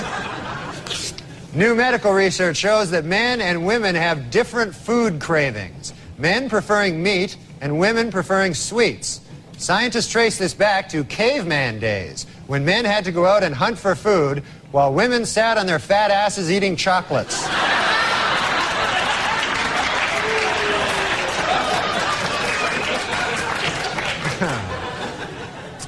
This was Colin Ferguson's first week in prison. Ferguson has reportedly dismissed his cellmate, and from now on he will be acting as his own bitch.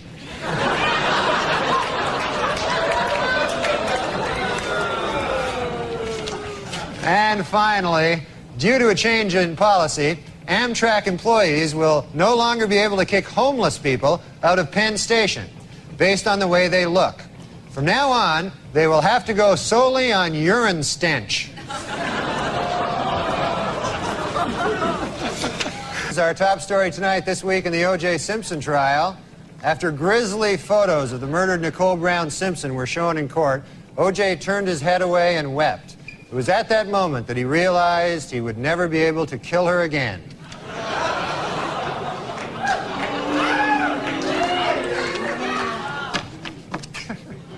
Actor Charlie Sheen is reportedly engaged to model Donna Peel. Friends of Sheen say they knew Sheen was serious when he took Donna home to meet the hookers.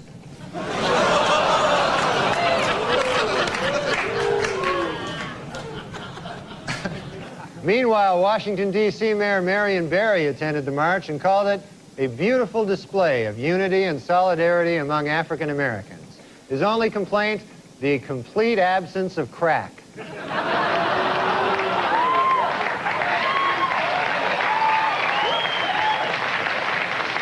In publishing news, Magic Johnson has received a $5 million advance from Random House for his new book entitled What You Can Do to Avoid AIDS.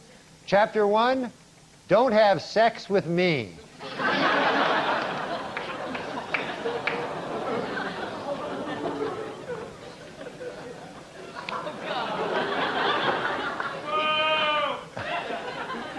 Officials at the Philadelphia Zoo report they have actually been able to preserve sperm from an endangered one-horned rhinoceros. The sperm will remain frozen at the zoo until Michael Jackson comes by with a check and picks it up.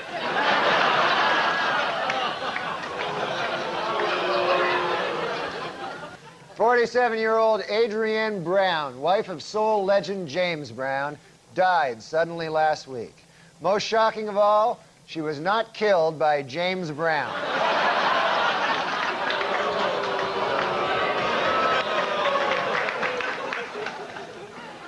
Finally, some good news. According to her doctor, legendary actress Katharine Hepburn is recovering nicely from her recent illness, and they have even upgraded her condition to decrepit.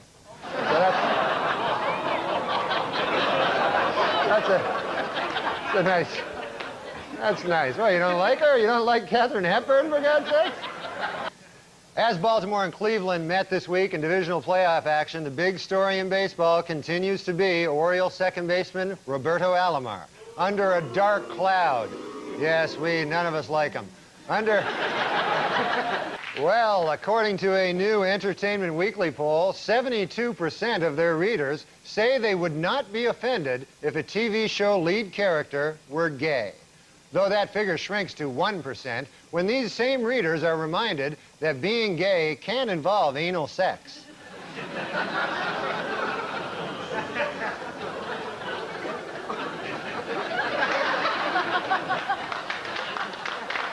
This weekend, veteran news anchorman David Brinkley apologized to Bill Clinton for an election night commentary in which he called the president, quote, boring and uncreative. Admitted Brinkley, there was certainly nothing uncreative about the way you moved Vince Foster's body. The president's a murderer. You didn't know that? O.J. Simpson was in a different courtroom this week, attempting to regain custody of his 2 children. In order to prove to the court how much he loves his kids, O.J. pointed out, quote, hey, they're still alive, aren't they?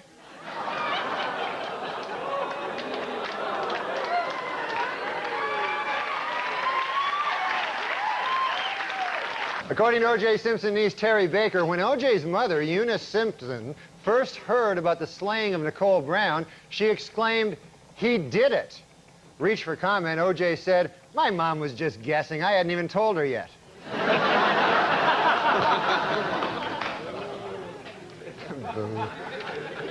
In South Dakota, inmates at the state penitentiary say that a new policy which allows officials to read their mail is an example of the routine violations of individual rights in prison.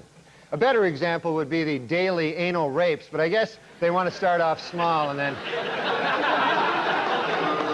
work up to the daily anal rapes. You know, they'll start off with the reading their mail, you know. Yesterday, the House Budget Committee approved an outline of the deal between President Clinton and congressional leaders to balance the budget. But both sides caution it is not set in stone. In order to become official, of course, it must still be approved by this Chinese guy here. He's got a... Boo, what the hell? Safer drivers, men or women? Well, according to a new survey, 55% of adults feel that women are most responsible for minor fender benders, while 78% blame men for most fatal crashes. Please note that the percentages in these pie graphs do not add up to 100% because the math was done by a woman.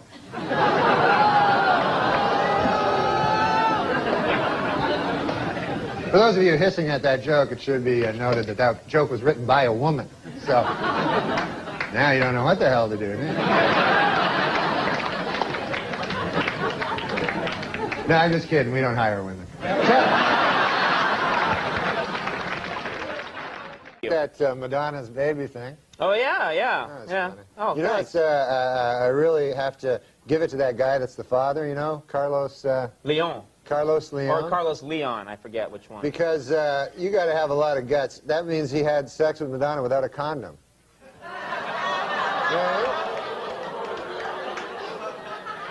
That's great.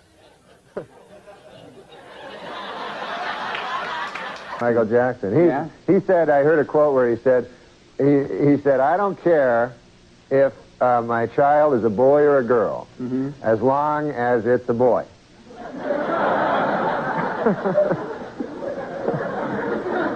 He's going to name it. He said he doesn't know what he's going to name it. He said he thinks if it's a girl, he's going to name it Sharon. Really? Yeah. And if it's a boy, he's going to have sex with it.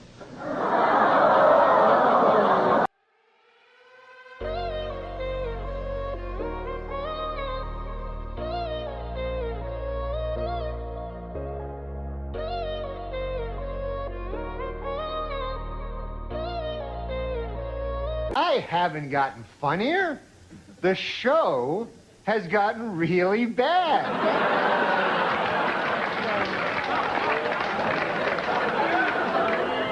So, yeah, I'm funny compared to, well, you'll see later.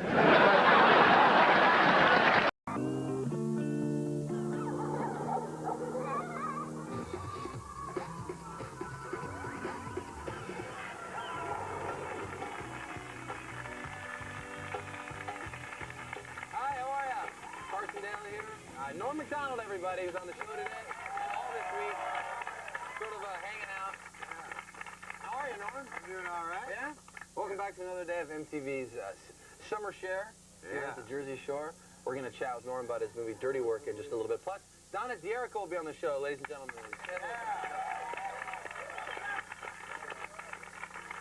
Donna D'Erico's on the show. Also, Lori, our chef today. We're having a little barbecue on the show. You know why? Because you got to eat, right, Lori? Right. Lori, talk right to that microphone. Do you have any cooking experience? Yeah, lots. Yeah, what do we got going here? You want to get a shot of, what are you cooking us? 2 hot dogs and 3 2 hot dogs. How is that going to feed our studio audience today and all these people? Cut it up. We're going to cut up. Can I taste the hot dog? Is that all right? Oh, it's a little hot there. How's that wiener? You need to work on that one, Lori. This is cool, isn't it? Do you ever use this thing? It's kind of like a chef's condom. It's kind of weird, huh? You want that back? Yeah. No, let's go have a seat. Everybody. Okay. We can hang out. Let's go over here. And chat. We had our first night at Seaside Heights last night. Yeah, that was great. Drinking that beer. Yeah. Oh, my God. Norm and I got to go out last night. Yeah. There's a place called the, what's the name of that? Yakety Yak Cafe? Yakety You Yak. guys know that place here? That was It's fun. like a nightclub for senior citizens. Really, seriously. They'd play like Islands in the Stream. Remember that when that came on? That was crazy. You got a lot of the ladies last night. Oh, let me tell you, man. I told you that one was a dude. I told you, man. I warned you. I know. I was a little upset we're having the barbecue today after that experience, too. But how about when the girl you were talking to, when her teeth came out? It was crazy, seriously. Yeah, I wasn't talking to her during that point. I remember when you tried to put them in, back in her. Got ugly. Hey, also, our question of the day is, and Norm's here to talk about Dirty Work, which we're very excited about. Yeah, it's going to be fun. Tell us a little about just the plot of the movie. It's sort of a revenge. It's a movie, yeah. It's a movie about, I play a guy that opens a revenge for hire business. So I get revenge on people that can't think of them themselves. And you actually co-wrote this movie, and this idea actually stemmed from you just having a fascination about this idea. Yeah, I love the idea of revenge, yeah.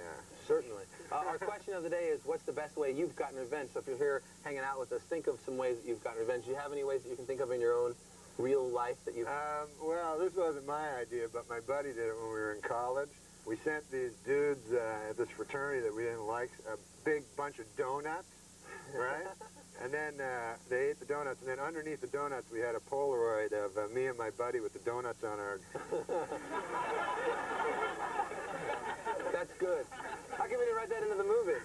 We did. They wouldn't let us do it. All right. You know, we're gonna show you a video right now. It's actually a breakthrough video. It's from Madonna. Part of this was shot in our New York studio in Times Square. You can check it out. Here is Jonas Ackerlund directed this video, who did Smack My Bitch Up from Prodigy. If you haven't seen it, it moves rather fast. Check out Madonna right now. Here's Ray of Light.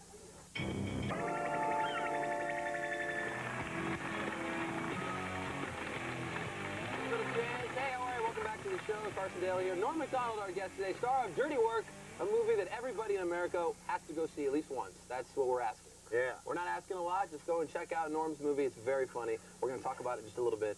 We've actually started yesterday, since Norm's going to be on the show with us all week long, kind of hanging out. that, and when you came out yesterday, you didn't look in the like you were in the real beach attire. Right, I've gotten a little more. You're working your way. I had a sweatshirt yesterday, now I have a t-shirt. But we're taking up a collection fund, too, of everybody here, so by the end of the week, maybe we'll get you in a skivvy. Yeah. So this is the Norm MacDonald Skinny White Ass Fund. There it is. Sorry, Ski. You got that? We have about 14 bucks in it now, so I'll pass it around. If you guys want to see Norm in a, you know, like a thong by Friday, then drop some money. Some of the ladies put some money in, too. Put money in there, for Christ's sake. Put some. Stop taking the money. Our question of the day today, in honor of Norm and dirty work and the whole theme about getting back at people, is what's the best way you've gotten revenge? We have some people here, right here, who want to tell us a good story. What's your name, sir? Derek. Hi, Derek. Say hi to Norm. Hey, Derek. Norm? What's up, buddy? Not much, man. Derek, what's your revenge story? Well, it was Valentine's Day, and a bunch of my friends sent some flowers to a bunch of girls in my name, and it kind of got me angry. So that night, I went out, bought like a dozen eggs, went around like egged their cars, and then I put like raw fish in the backseat of their cars. So. Raw fish is good yeah, on any it smelled sort of pretty nasty. story. It really didn't smell too good. But let me ask you this: if they sent flowers to girls in your name, why is that bad? Well, you might get laid out of it. You know? No, that's so bad. No, they were. I don't know. They were some pretty nasty customers. Yeah. Yeah. Maybe they were dead roses, and that pissed the girls off, and they wanted to. The girl that they sent the roses to was not easy on the eyes, right? Not at all easy on the eyes. All right, who else has a revenge story here in the sandbox of love? Hi, what's your name? Liz. Hi, Liz. How are you? Good, how are you? Good, thanks. What's your revenge story? I got back at this big, like, 7-foot loser that was always egging my house. Wait, that's that guy right there. Hey, seriously, so how bad were the flowers? I mean, but she's easy on the eyes. I mean, Go ahead, I'm sorry. We went to this kid's house with, like, Easter dinner leftovers. Yeah? And we put spaghetti sauce all over his porch, and, like, we wrote "die" with food coloring on the snow on his, like, lawn, and we threw, like, hot dogs and mustard and Does your family things seriously? all over his lawn. Does your family seriously have like a special dinner for Easter? What do you think about that? This guy doesn't sound like such a loser. He's 7 foot. He's got a porch and a lawn. Right. We actually talked to a few of our people here hanging out in the sand, and somebody in this crowd, we're about to show you a video, someone in this crowd, a way that they got back at their friend was they took their toothbrush, which is a very personal item. I mean, it goes in your mouth and stuff, and they put it in the toilet, which is another dirty place to put a toothbrush. So we're going to show you this video, and then try at home to figure out who the culprit is. We're going to show you everybody's face and see if you can figure it out. We'll show you who it is after the video. Who do you think it is, Norm? Just from looking at our audience. Who would be that revengeful to put a toothbrush in a toilet? Her? Any particular reason? She just looks like the type. Yeah, absolutely. That's the idea. All right, we'll show you Dave Matthews Band. Don't drink the water. All right, that was Dave Matthews.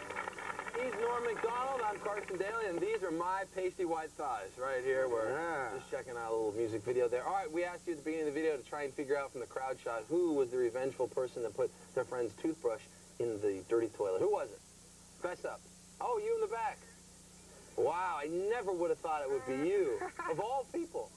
What's your name? Jessica. Jessica, where are you from? Mawa, New Jersey. From Maui, New Jersey? Mawa. Mawa? Okay, tell us the story about this horrible deed that you did. All right, about 6 months ago, my ex-boyfriend cheated on me with one of my girlfriends. Oh, it wasn't the one next to you, is it? No. It'd be weird if you guys were hanging out so soon. This is family. She wouldn't do that. Oh, cool. But, and they both didn't know that I knew, but I find out everything, so I knew, and there was a party that night, and ever since they were, like, cheating together, she's been kissing my butt, and so was, like, he, so I knew something was up. So at the party, I went to the bathroom, and I saw a toothbrush there, so I swirled it around the toilet bowl a little bit, scrubbed it a little bit, and placed it right back in the holder. Wow. Norm, what do you think I guess about she's gonna that find horrible... out now. That's quite the revenge story. Yeah, that... You know what that wouldn't work on? Who? A dog. No. Why? They love the toilet bowl. Oh, that's right. Yes, they do. All right, we're going to check on the barbecue also when we get back in just a second. And Don and D'Erico will be out, and more with Norm, too. We'll be right back. Stick around. The fun has just begun here in the sun.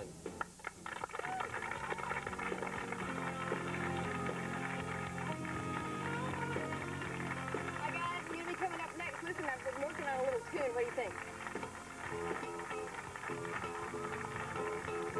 Shout at the devil!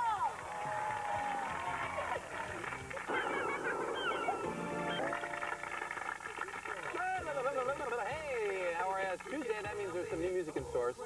Part of the grassroots movement from the Bronx, and it's happening. Norm MacDonald, everybody, hanging out with us.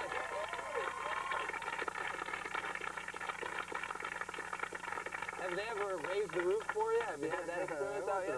That's pretty cool. I love that band better than Ezra, by the way. Do you really? But you know what band I don't like? Which one don't you like, Norm? Ezra. They're not as good. Let's bring out our next guest, Donna D'Erico, everybody. Yeah!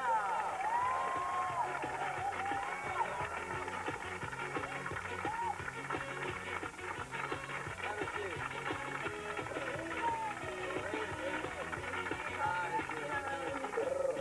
This is cold, man. Norm MacDonald, Donna D'Erico. Do you guys know each other? Like, do you hang out or like... Me and Donna? We know way back. Yeah, once in a while, you know. we both live in Malibu. Oh, do you both? Oh, you live there as well? Yeah, well, she does. Oh. No, this is good. We have a whole new question today for you. Go ahead. Donna, how are you? Oh, good. Everything's going awesome. Oh, it's hot out here. It is a little warm. Yeah. Except right when you said that, a cloud came right over the sun. Isn't that horrible?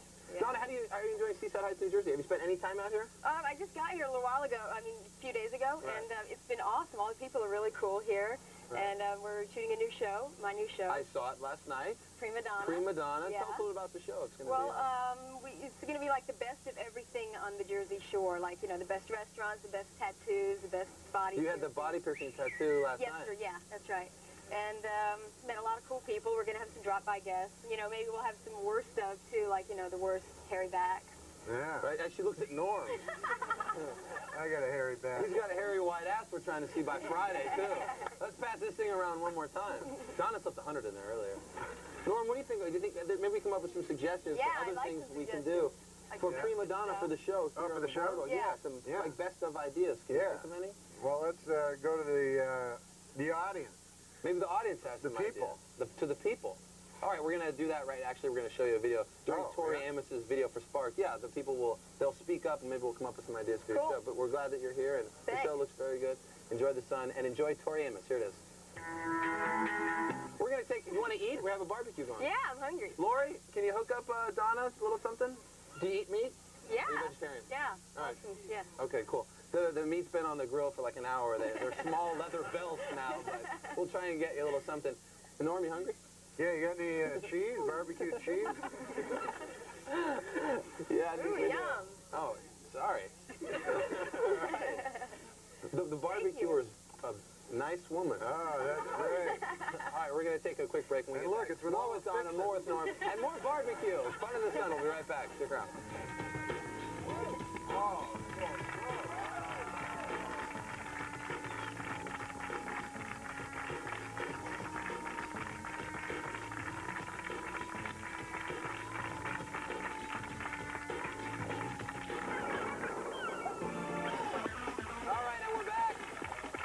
D'Erico's hanging out by the barbecue, because that's what we're doing. We're queuing up a little food today. Everything all right over there, ladies? Good. Norm MacDonald is here. Norm, Dirty Work comes out June 12th, is that right? June the 12th, that's June right. the 12th. You co-wrote this movie. Yeah. Where'd you guys shoot it? Toronto, Canada. Your native country? Yeah, it's my native country, man. It's the greatest. Did you have any, you co-wrote the movie. Did you want to shoot it there? Yeah, I wanted to shoot it in Toronto because I love American movies shot in Toronto. So you ever see those? Like, you'll see, like, Nicholson and Ned Beatty or something driving down the street, you know, and they're talking, then a cop will stop and go like, hey, you're just past a red light there. All the extras are Canadian. Oh, right. Like the X-Files. I think they shoot up there, too. Yeah. So all the extras have this retarded accent for no reason. Was it just so many comedians working on this movie? You guys are all so funny. I mean, like Chevy Chase and yourself. Yeah, Chevy and Chris Farley and Don Rickles. We're going to talk about Chris Farley, too. What was it like working on the set with all of these just funny people? It was hilarious, man. Like, Rickles just insults everybody all the time. And most of his insults don't even make sense. Right. Like, he'll just go, why don't you go to Alaska and suck on a whale? You don't know what it means, but it's funny. That's cool. That's actually our question of the day was, what's the best way you've gotten revenge? Because it ties into the movie, Dirty Work. The movie's all about revenge. I love the revenge stuff, too. And you go in for the revenge for hire business. Right. So we have a bunch of cool revenges that you can use at home. Yeah. Is there going to be a Dirty Work again, like a sequel? Yeah. dirtier work. We're gonna. Anybody in our audience want to answer our question of the day? Right over here. What's the best way you've gotten revenge? What's your name? Shanna. Shanna? Yep. Okay, hi. All right, my boyfriend was cheating on me, and I found out, and I went over his house and used the bathroom while I was in there. I poured a nice amount of Nair into his shampoo, shook it up, broke up with him. Ooh. Is it Matt Pinfield, perhaps? What happened? Did you ever hear? Did he go bald? Or? Well, all I know is he didn't leave his house for like a couple of months after that. I did not see him at all. What if the Nair went in his eyes and he blinded him? Oh, well. That would be a scene for dirtier work. Yeah. June 12th, the year 2000. You know what I don't understand about that story? What? What did the guy do wrong?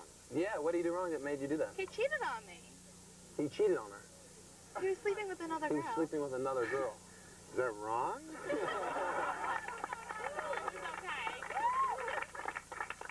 All right, who's next? Who has a best revenge story? Oh, right here. Hi, what's your name? Carol. Hi, Carol. Norm, say hello. Hi, Carol. Carol, Norm. What's your revenge story? Well, the guy I was seeing didn't ask me to his formal, so I showed up with someone else. You were seeing him and he didn't, how come he, now why wouldn't he ask you? That doesn't make Because sense. I ended up not taking him to mine, because he didn't call me back one So day. he was actually getting revenge on you, and you got revenge on the fact that he was getting revenge on you. Yeah. You got to get out Makes of some this sense cycle. It can only lead to murder, suicide. Donna, do you have a revenge story? Anything? No, but I have somebody I'd like to get revenge on. And this girl named Kristen in the 7th grade, she called me Acorns. Why acorns? I was going through puberty. Really? Oh, my God. Wow. You know, that trick with the toilet toothbrush might be a good one for her. Now it's like a giant oak tree. That's right. Don't forget, Prima Donna, our brand new show here from MTV Summer Show. You can check out tomorrow night for sure, and then be sure and check it out all summer long. Again, we're very happy to have you here. We're going to show you a video right now from Sparkle, which is featuring R. Kelly. And during the video, one member of our audience right here on the beach told us another revenge story. And it was that they were so upset with their friend, they got real pissed off, and so they put laxatives on top of a pizza. Oh. And normally it's stuff like pepperoni, but in this case it was laxative, which you have no control over your bladder if you don't know how. Have you ever had a laxative? I actually order it on my pizza. That's amazing. You pay a little extra, but you know. All right, let's check out that video and we'll show you the faces. You figure out who the culprit is, and we'll tell you after the video's done. Here's Sparkle. Wow. Norm just confirmed it. We're going back out chasing skirts tonight, right, Norm? Yeah, skirts. All right. Hey, where's Donna, by the way? Where's Donna? Oh, she's not here. She left. Oh. Be sure and watch Donna's new show, Prima Donna, MTV Summer Show, too. It's on tomorrow night at 7:30. Check it out. Thank you to Donna for stopping by. But who was the person who put X-Lax on a pizza? Who had that story? Right there. What's your name, sir? George. Hi, George. Yeah, a bunch of guys. There's actually two groups. These guys were just being jerks for a long time. And basically to get back, it was a sausage piece, so you just kind of crush some laxatives on it, give it to him. One guy actually ate the whole thing. He didn't The whole pizza? Yeah. What a pig. He was like happy we gave him free pizza. So, you know. Were you around for the action? Oh, and I have to say, I'm sitting here and telling you about the X-Lax, and I'm like, it makes your bowels go nuts. I mean, I said bladder. You said bladder, yeah. But what an idiot I am, and he didn't say anything. Well, I didn't want to, you know, you're the host. I'm no host. Anyway, that's a good story. So what happened? Did you ever hear that they sat on the can for 6 days? I don't know. Just that one guy ate the whole pizza, and yeah, I don't really. I have a friend that's a bartender, and he, when someone doesn't tip him, like if he gets stiff, or if somebody's being a jerk when they go to the bathroom, he'll take Visine and drop like 2 drops of Visine in a drink, and it like kills them. It's really bad. I mean, it doesn't. It's the same type of thing with the laxatives. Yeah, your bowels are good. All right, we're going to take a quick break. When we get back, we're going to eat our barbecue. Stick around, and more with Norm MacDonald when we get back. It kills you.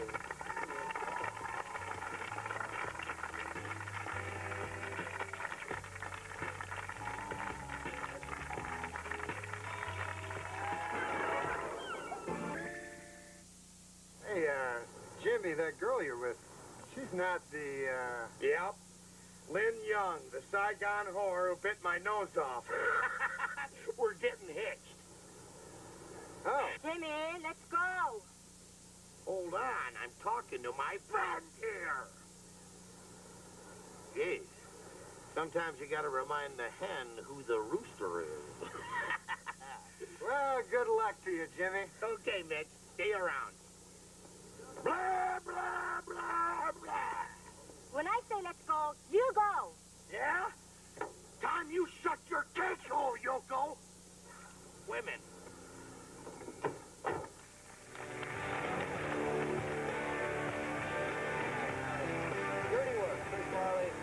MacDonald is hanging out with us here all week long. Chris Farley has to be just one of the funniest people. Is he that funny just in real life, too? Like Yeah, he was funny all the time, constantly. Right. Like, he's the kind of guy, he's the only guy I ever met that he could make, like, young people, old people, you know, smart people, dumb people, didn't matter. He could make anyone laugh, and he did it, like, constantly. He was a great, you know, he's probably the best comedian I ever saw in my life. How long had you known Chris? I knew him, you know, about 5 years. And he was a real sweet guy, too. And he did this movie for free just to hang out, you know. No kidding. So it was real nice, and I'm proud that he's in the movie. He was really, really funny in it. Was there anything when you shot it that sort of made you go, wow, you know, he's a lot of control, something bad might happen? I mean, No. is there any sign of anything? No, when he worked, he was completely straight all the time, you know, because he was just consumed with his work. Like, whatever he did like 1,000 times more than everybody else. So when he did the work, he just completely, you know, and then at night we would write, because he ad-libbed and wrote most of the scenes he was in, you know. Really? So when he got into work, that's where he was the straightest, you know. We were just talking about how movies now, like every movie is like a big budget film, like Deep Impact and Godzilla and like these two, you know, Titanic. It's amazing. I mean, since you co-wrote this movie and now it's on, what do you think about just the size of movies today? Is it like intimidating now to have a... To have like a regular budget movie like mine come out against big ones? Yeah, it's hard to make. I have a kind of a plan to make a lot of money in this movie, which is I'm charging $1 million a ticket. So I get 100 dumb rich guys. I'm all right. Very good. June 12th it comes out. Yeah. Are you gonna continue to write movies and? Yeah, I'm writing another one now, and I'm starting another one in 2 weeks after this comes out. Would you ever play like a serious role? Nope. All right, we're gonna check out a video right now. Here's Janet Jackson with "I Get Lonely." Norm MacDonald, white ass fund. We're trying to get Norm some money. I figure if you get enough money that you just might get out of those jeans and shirt, and we can see you in a bathing suit by the end of the week. I think we're up to like $20. That's close. Yeah, we're getting there. Norm, thanks for being on once again. Man. We gotta go out tonight. Yeah, how about we go get a beer? That'd be great. All right, we're gonna go get a beer later tonight. Thank you, Lori, for our barbecue. You're doing fine. We also want to thank Donna D'Erico. Be sure to check out Prima Donna. It's on tomorrow night at 7:30, and we'll see you, of course, tomorrow right here.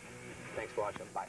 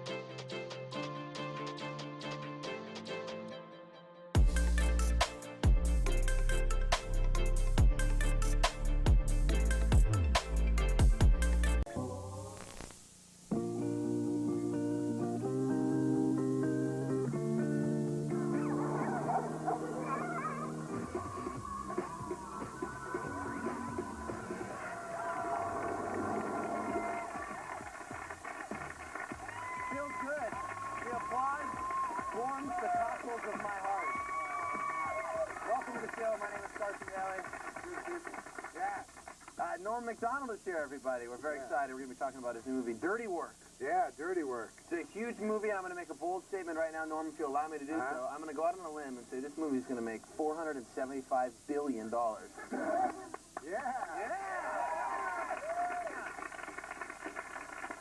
It's kind of like the CNN poll, though. There's a plus and minus error factor of about $275 billion. Right. Now I'll make like $800 million. Everybody will be disappointed.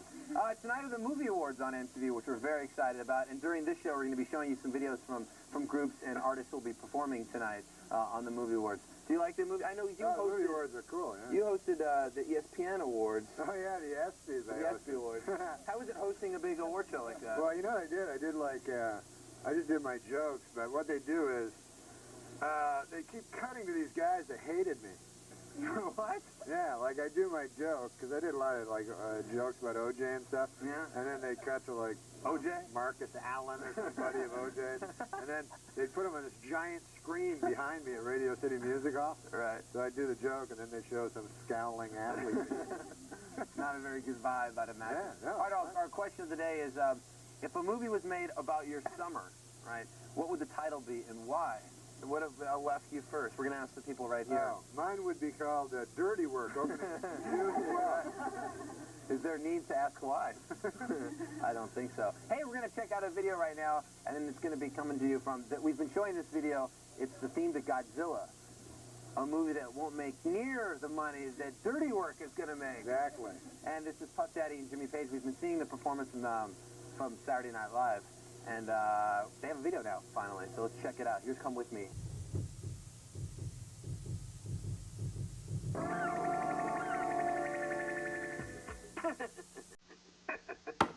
What are you laughing at? It's like closest friend with that big head, big head. Oh, no, I was laughing earlier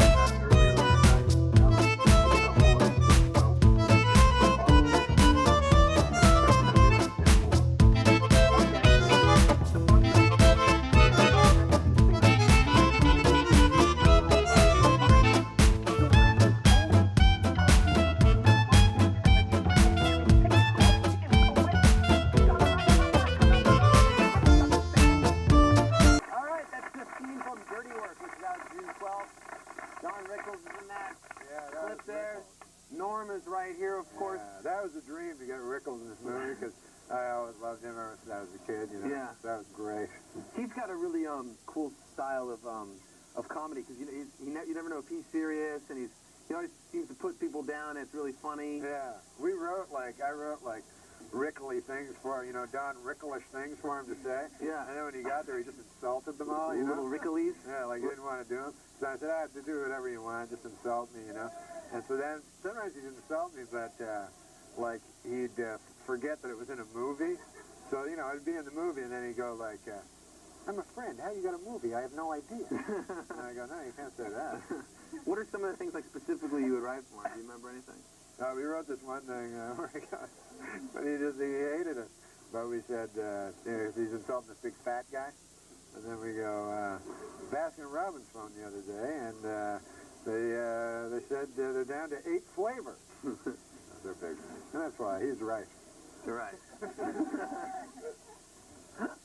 He just made up his own stuff. You know, we just let him do whatever he wanted. That's funny. It's like you write all the stuff for him, and then he gets on and ends up probably just improvising. Yeah, was a lot of the movie improvised?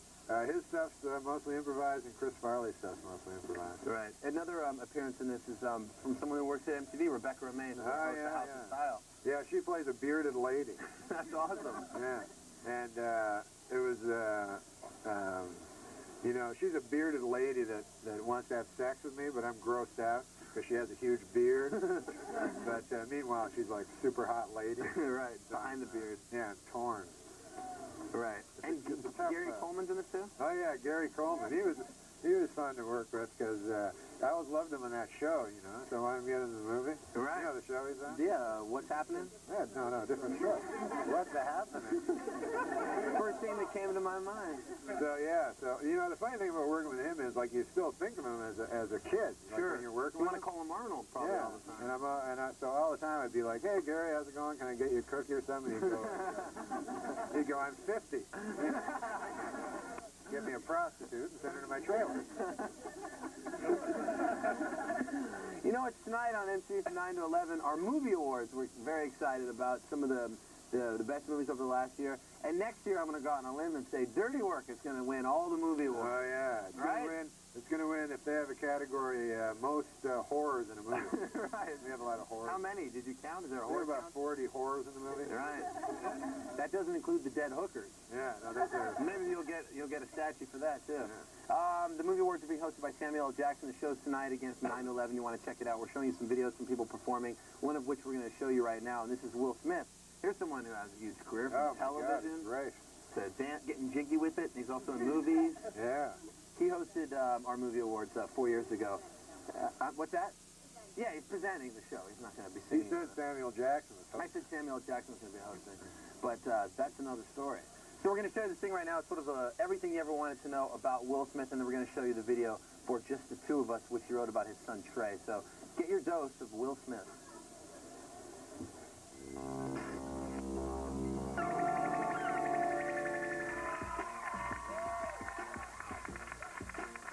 What is there, somebody famous here? Where is he? Warren Beatty, everybody! Come on! No, he's not there. Welcome back. Norm MacDonald, that's I'm sure what this was before. All right? I'm having a great time. Me too. We've been hanging out all week. I know, it's been 6 days. Yeah, well, not quite. About 4 days. Definitely. Dirty Work is a good movie, and that's coming out. Yeah, that's coming out soon, June 12th. You know all about that. Yeah, I was in it. Yeah, I know that. Your first leading role. And I wrote it with my buddy Frank Sebastiano from right here in Jersey. And you know what he is? He's a dirty hippie, that guy, Frank. That's for sure. He's a damn dirty hippie. He's a damn dirty hippie. Hey, our question today is if you're going to make a summer movie about your... Are you going to make a movie about... What is it? If you're going to make... If you're going to make a movie about your summer. What would it be called? Right. And why? And why? What would yours be called? Mine would be called Dirty Work. Okay, good. Just wanted to see in case that changed. Or maybe Dirty Work, which opens June 12th. Who here in the audience has one? Hi, what's your name? Hi, I'm Karen. Hi, Karen. Where are you from? I'm from Nooka Harbor. Okay. That's around here, I guess. Yeah, it's about 20 minutes away. Okay. Say hi to Norm MacDonald. What's up, baby? Hey, babe. My movie would be called Ass Wipe. Ass Wipe Yes, would it be the would. name of your Yes. movie about your summer. My whole summer. What I do, I'm a nursing assistant. And speaking of dirty work, Yeah. you have no idea what I see.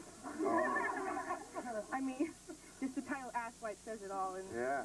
You have to wipe people. Oh, we have to... Seriously. Wipe them, change them, diaper them, Little wax babies powder. and stuff? Oh, yeah. And nobody is under 80 years old. Yeah. Oh, they're not little babies. Well, technically, yes, they are babies. They must be actors. Oh, no, I didn't mean that. Because you're not an actor. You're like... Right.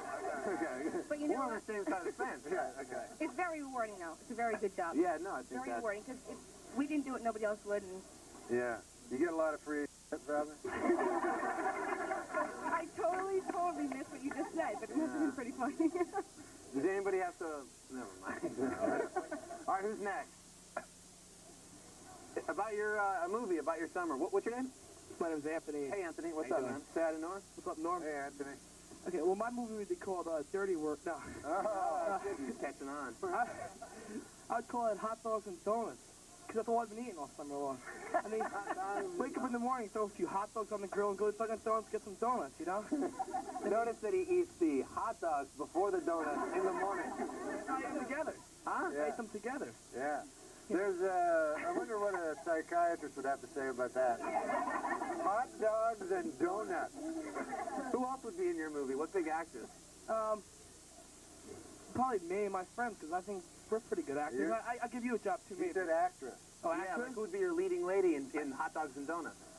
That girl there is pretty good. Maybe she could, Oh, over here? Oh. Hey, welcome to Love Line. Yeah, which one? Come over here and pick her out. Come sit by her, please. All right, we need to show you a video. Norm, you mentioned that you liked Bob Dylan's work. Oh, yeah, Bob Dylan's the greatest. And a lot of people say that his the most recent record he put out is one of his best. Yeah, it's a great album, man. You got to get that. Yeah, and where a lot of people know, of course, Jacob Dylan, his son, who's the Wallflowers. He sucks. I'll represent Jacob Dylan, and you can represent Bob Dylan. Yeah. All right, that way it's 50-50. We're going to go I'm ahead. kidding. I love Jacob. We're going to go ahead and show you this, and they're performing tonight as well, the Wallflowers, so check out Heroes.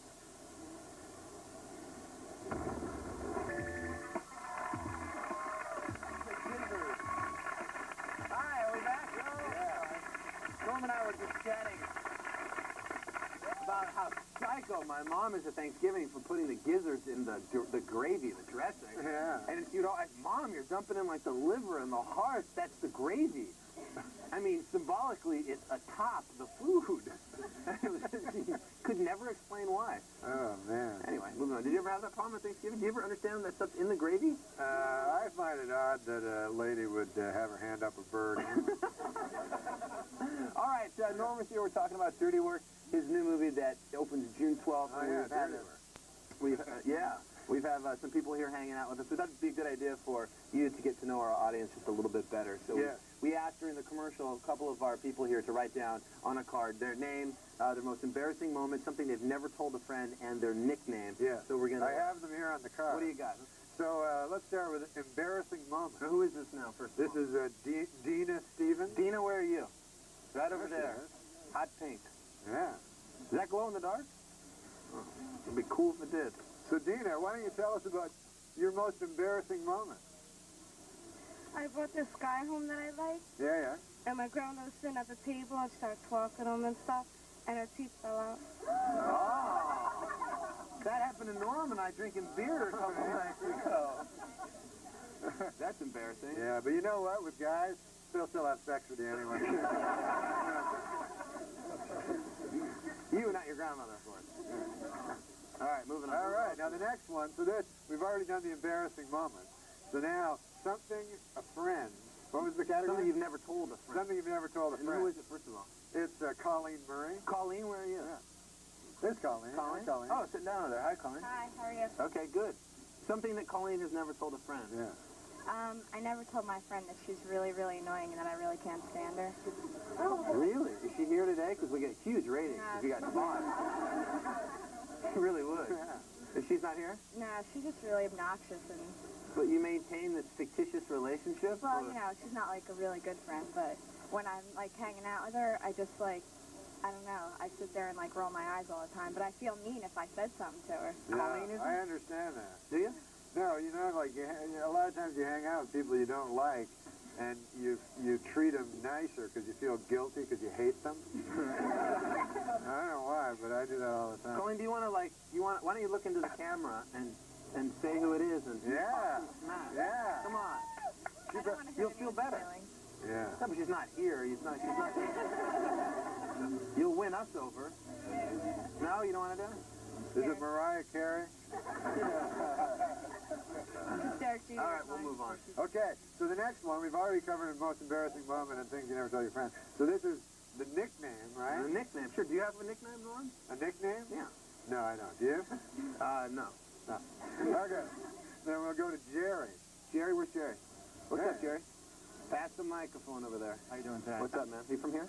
I'm from Browns Mills. Oh, cool. All right, nickname. So it's embarrassing nickname. Is that the category? Yeah, that's one of the things. What is and remember, the dollar values are double. I'm holding cards. I don't know. What's the nickname? Read it. Oh, what's your nickname? Yeah, you want me to say it? Sure. It looks like Jurina Fishhead. That's right. That's right. Is that right? Yes. And then it says drag name. Yeah. Last year, my bunch of my friends spelled me that name when I went out to Philadelphia in drag. Yeah. They said that I looked like a huge fish. You look like a huge fish? Yeah. Yeah? So my name is Jerry, so they just Jurina Fishhead. Really? Now, wait a second now.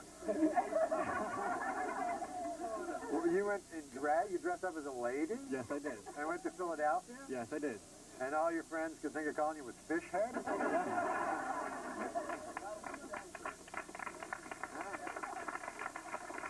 I'd be hanging out with those ignorant friends, too. I don't know what part of New Jersey you come from, but... They could probably figure out a little bit worse than Fishhead. That's right.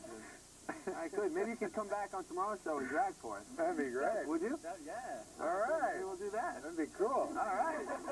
We're going to show you a video right now. Of course, the MTV Movie Awards are tonight from 9 to 11. If you want to check it out, we're showing you some videos of people performing, one of which is Brandy. Here she is in her latest one.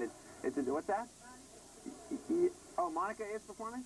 All right. How come they're not both doing this song? This is a duet from Brandy and Monica, which a lot of people think they hate each other, and they don't. They get along very well. That's why they wrote this song. They fight after Mackay Pfeiffer. Here it is, The Boy Is Mine.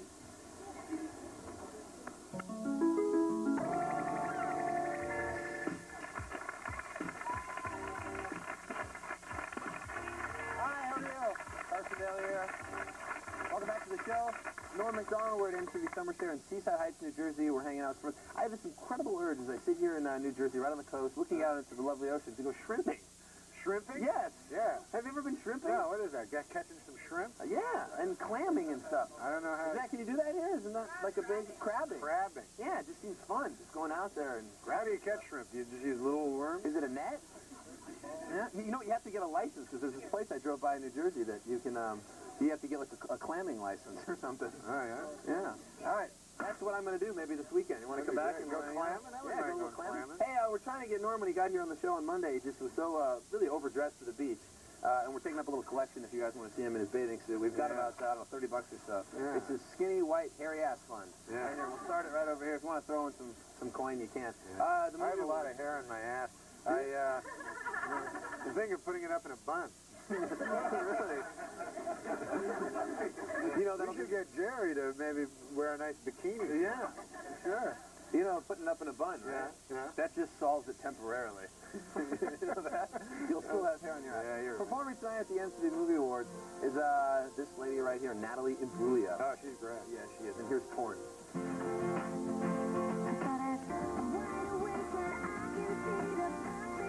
Natalie Imbruglia, check her out tonight, 9 o'clock MTV Movie Awards, hosted by Samuel L. Jackson. Norm MacDonald's to my left. We're sitting on the porch, and we've now collected a total of $40. $40 even in the Norm MacDonald. We want to see this skinny, white, hairy, sometimes in a bun ass tomorrow on the show. So, thank you, Norm, for hanging out. Yeah, once again. We're going drinking tonight, right? We're going drinking tonight. Yeah. Norm and I have had one hell of a week. Maybe we'll get in the tank tonight. What's the tank? Oh, the tank. Sure, yeah. All right, tomorrow on the show, Dweezil Zappa swings by with Lisa Lowe and more Norm. It'll be Friday fun. We'll see you tomorrow. Thanks for watching. Don't forget Dirty Work, Tuesday 12.